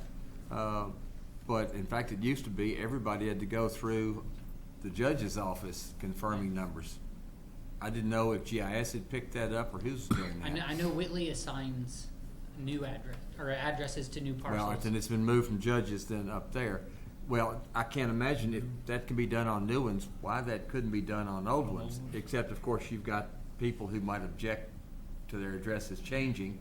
Yeah. But on the other hand, that doesn't make any sense, and it certainly can't be effective for emergency vehicles or guests or anybody else. It really is dangerous. If you have to call an ambulance and they can't find your house, you could be dead before they get Yeah. there. So it seems to me the thing probably ought to be done maybe through that office, but then notify everyone and kind of get the sense of it. Yeah. Because if everybody doesn't, oppose it and hit the roof, I think it could be done easily, and then change of addresses at the post office and it's over. Not to confuse the issue, but I did talk to Whitley a little bit about it when she was trying to come up with the address for Mary. I did talk to Whitley a little bit about this, and it sounded like in the past there were some owners that didn't want to change their addresses, and that's why everything's kind of all wonky now. I would certainly agree that it probably should be done, and maybe there's a way to kind of initiate that issue, even if not everybody's on board. Because from a health and safety standpoint, it certainly makes sense, but we can certainly look into it. I would say this. Even if you do it as properties are sold, reassign the house number somehow. I mean, my address is 346. Immediately across from my driveway is 179. I mean, the police didn't know they were at the right place. And everything's far off too, it's not. Right. And the next property over, I don't know exactly what their address is, but I know it's a 100 number. As you go out the road, the next property past mine, I'm 346, theirs is 100 something. Well, the one right across is 179. I don't know what they did with the 3 25-acre tracts. I don't know what, do you know? I'm not off the top of my head. But if you're willing to bet they're 100 series. Probably Matt, two as- digits. Matt, as far as our concern about splitting up more property, is there any kind of numbers as far as traffic, how much more traffic it could cause? Per household, what would the traffic? I think last time I looked at the ITE trip generation manual, single family residences generate about 10 trips per day. And that counts out and back in. So you're looking at 5 cars leave, 5 cars come back on an average weekday for single family residences.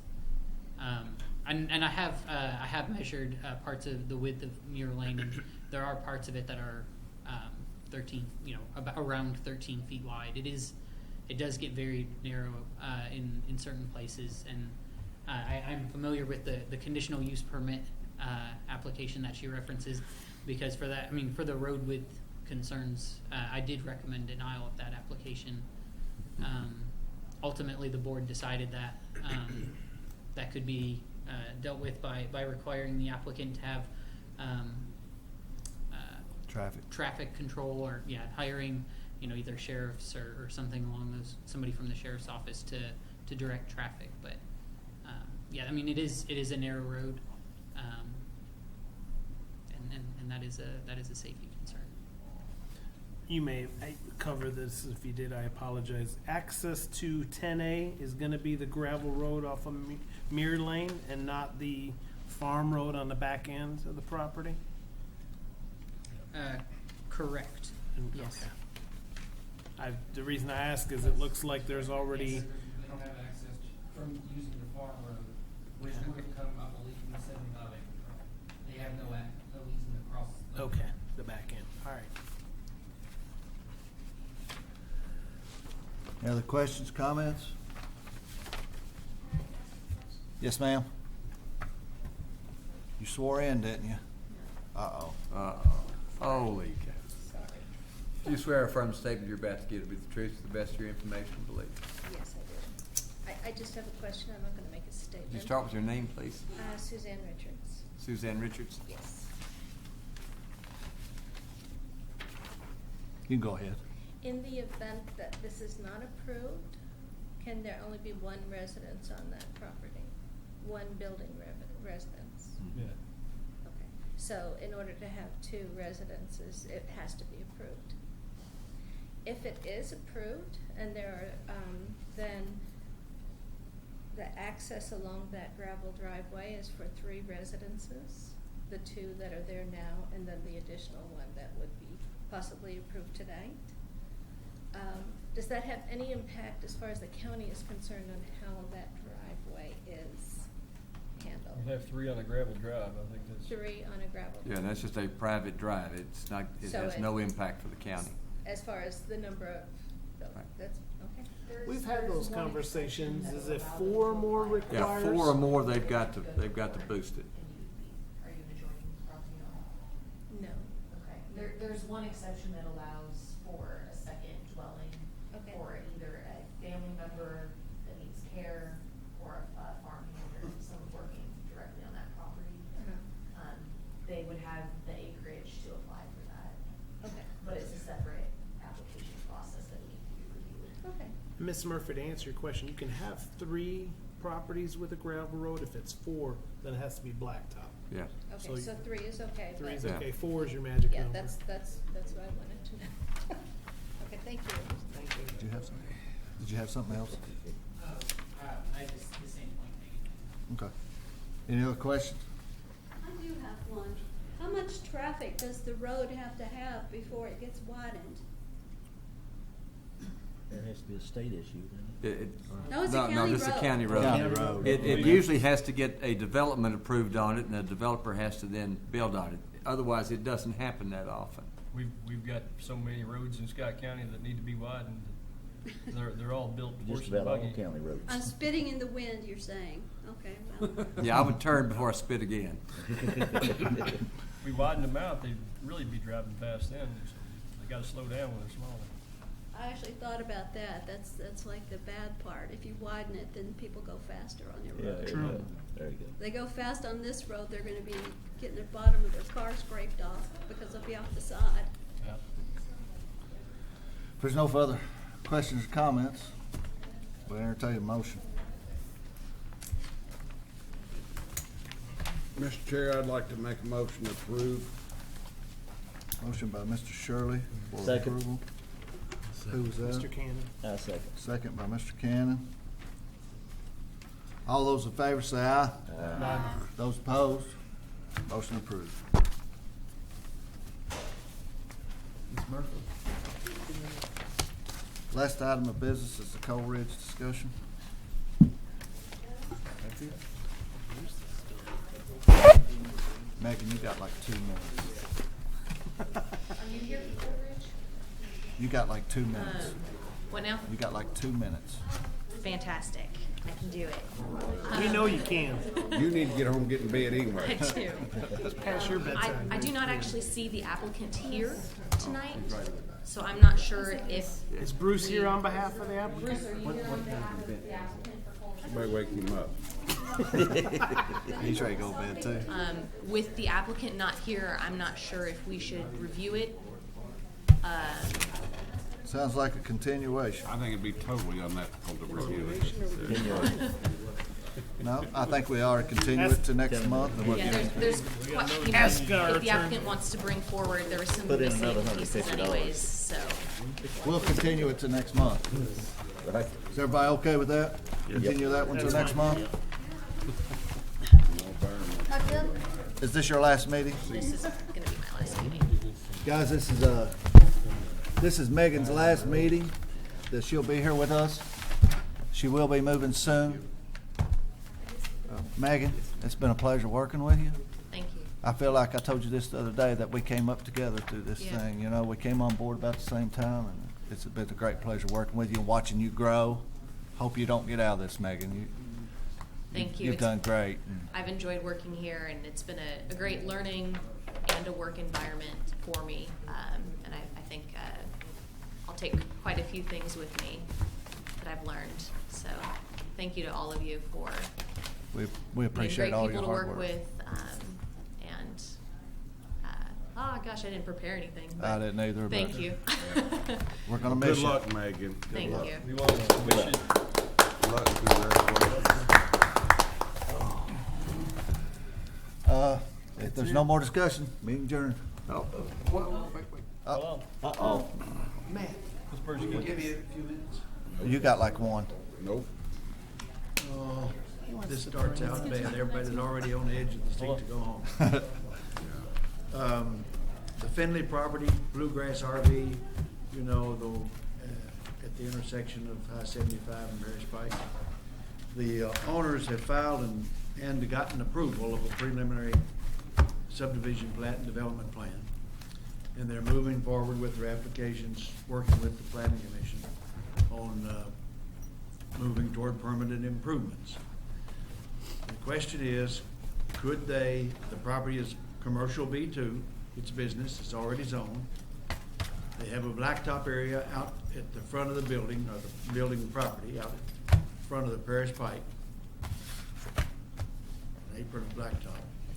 Could they, and they had stored mobile homes or RVs, I guess you call it, on the property without permission. Realized they had to have permission, came down, asked for permission. Went to the Board of Adjustments, asked for permission to have outside storage. They turned them down. They sued the Board of Adjustments. They include the Planning Commission just because it's a formality. They have no complaint with the Planning Commission. So now the question is, could they, in the B2 zone, could they use the property for commercial purposes, to wit, sell RVs temporarily while they're waiting for a permanent approval on their improvements? Could they bring in an RV as an office and RVs for sale and sell RVs? Two people as salespersons. They've got a license from the city to do it, from the Revenue Commission.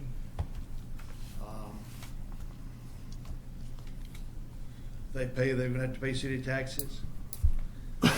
They'll follow all the regulations and zoning ordinances applicable that apply. They promptly complied with your request to remove the RVs. They did move them, even though we had a stay from the court requiring There's them. still a world of them. They're still out Mr. there. Langford. Do what? There's still a world of them out there. The RVs are still there. They just There's moved a- them up behind the trees. There's a bunch of I them. say they moved them. Yeah. You're correct. I They understand what did. you're asking for. My opinion right now, and probably gonna be the opinion of most of these people up here, is gonna be no. I mean, we can take a vote right now. No, don't worry. They're gonna have to bring the RVs back to sell them, aren't they?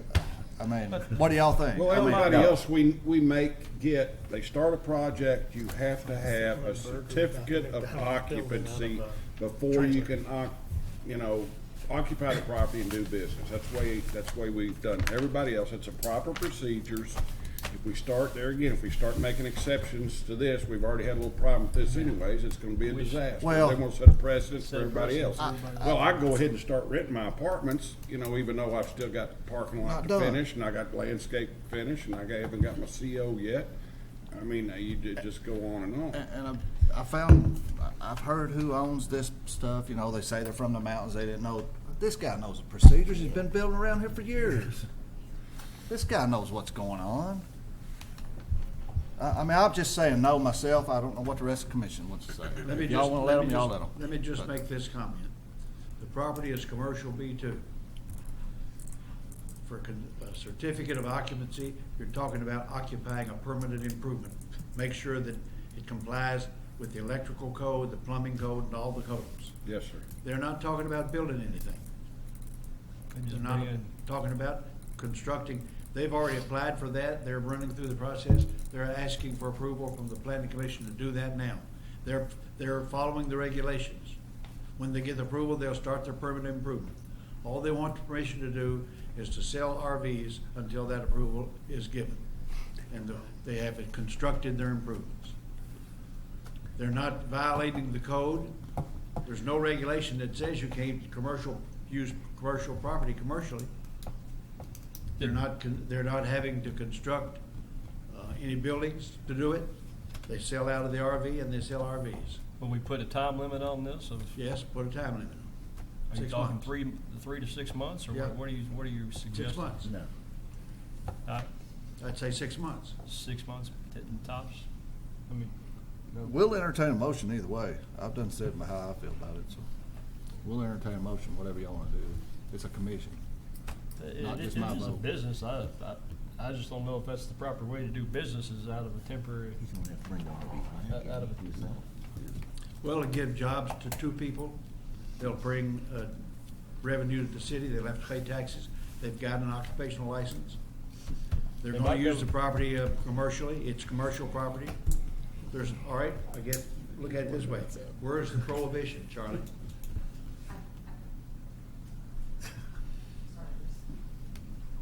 There's a temporary use language in our zoning ordinance for sites that would have significant runoff or large uses, up to 3 months, but they require a review and approval through the Board of Adjustment.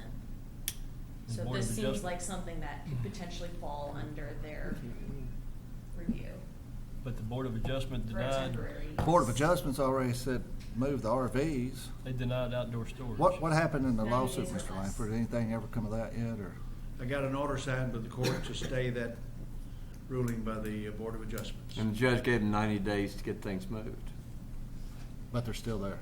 Well, they are still there. I was just tickled to get them out of basic site. When was the, So Oh, gosh, well, was that? Rob's been appointed now for almost a month, and this was his last hearing, so, it's just under a month has gone they by. still They've got got 60 more days to move. 3 or 4 days left. They moved about 40, 50, 60, took them off the property entirely. They moved the others to the back and out of sight. They didn't have to do any of that for at least 90 days. But weren't they, But if we allowed this, wouldn't but we weren't be they told I should've not went out to there stepping on the do toes that? of the Board of No, Adjustment? they were already there. I mean, the Board of They Adjustment didn't has already announce first. ruled not to allow. That was for outdoor storage. Outdoor storage. And oddly enough, the reason why the Board of Adjustments denied their permit or application for outdoor storage was because they weren't doing any business there. Now they propose to do business there. The reason they denied the permit for outdoor storage, they said, you're not selling anything, you're not doing any business, therefore, we don't want outside storage. We've got a hold on that from the court. Would they be selling off of what's already there, or would No, they they'd be have bringing to even bring them more in in? and bring them in as they sold them. Charlie, if this, based on what Megan says, has to be approved by the Board of Adjustments, can we even take a vote? Well, I was thinking that temporary thing was actually for kind of big, momentous kinds of things, not temporary selling something out the back of an RV. Those are pretty big ticket Yeah. items, but Yeah, I but think it depends They on ought the to told scale. them the night Yeah, they denied. yeah, but I think, they wanted to at least sell. when we wrote that, I think we were thinking more about, a big storage area during the 3-day event, or, the World Championships, something big, not just, we're not gonna have our building for 6 months, we wanna sell out of the back Oh, of an that was RV. that temporary, that was Yeah, the yeah, World that's, Equestrian Game. that's what that was about. I don't think this would really cover that. I think this is just simply, this is not what you do usually. You wait till you have the facilities there. And maybe there's not that kind of facilities needed for this, but, It seems like it'd be awfully unfair to Camping World right across the road from it. yeah. Let's take a vote. I need a motion, one way or another. I make a- Approve. I'm sorry, go ahead, Mr. Langford. I move approve. I'd like to make a motion to deny this We have request. a motion by Mr. Shirley I to second. deny, I a second. second by Mr. Cannon. We'll do a roll call. Mr. Wiseman? No. To deny, No is yes, to yes no. would be to deny, Yes yes, is to deny. yes. Mr. Cannon? Yes. Mr. Moran? Yes. Mr. Shirley? yes. Mr. Solsky? Mr. Smith? Yes. Mr. Caldwell? Yes. Ms. Mizell? Yes. And the chair votes yes also. Now, do we have another motion? Do we have another? Do you have a motion to approve? one? No, ain't nobody made a motion to approve. They won't put up a big flag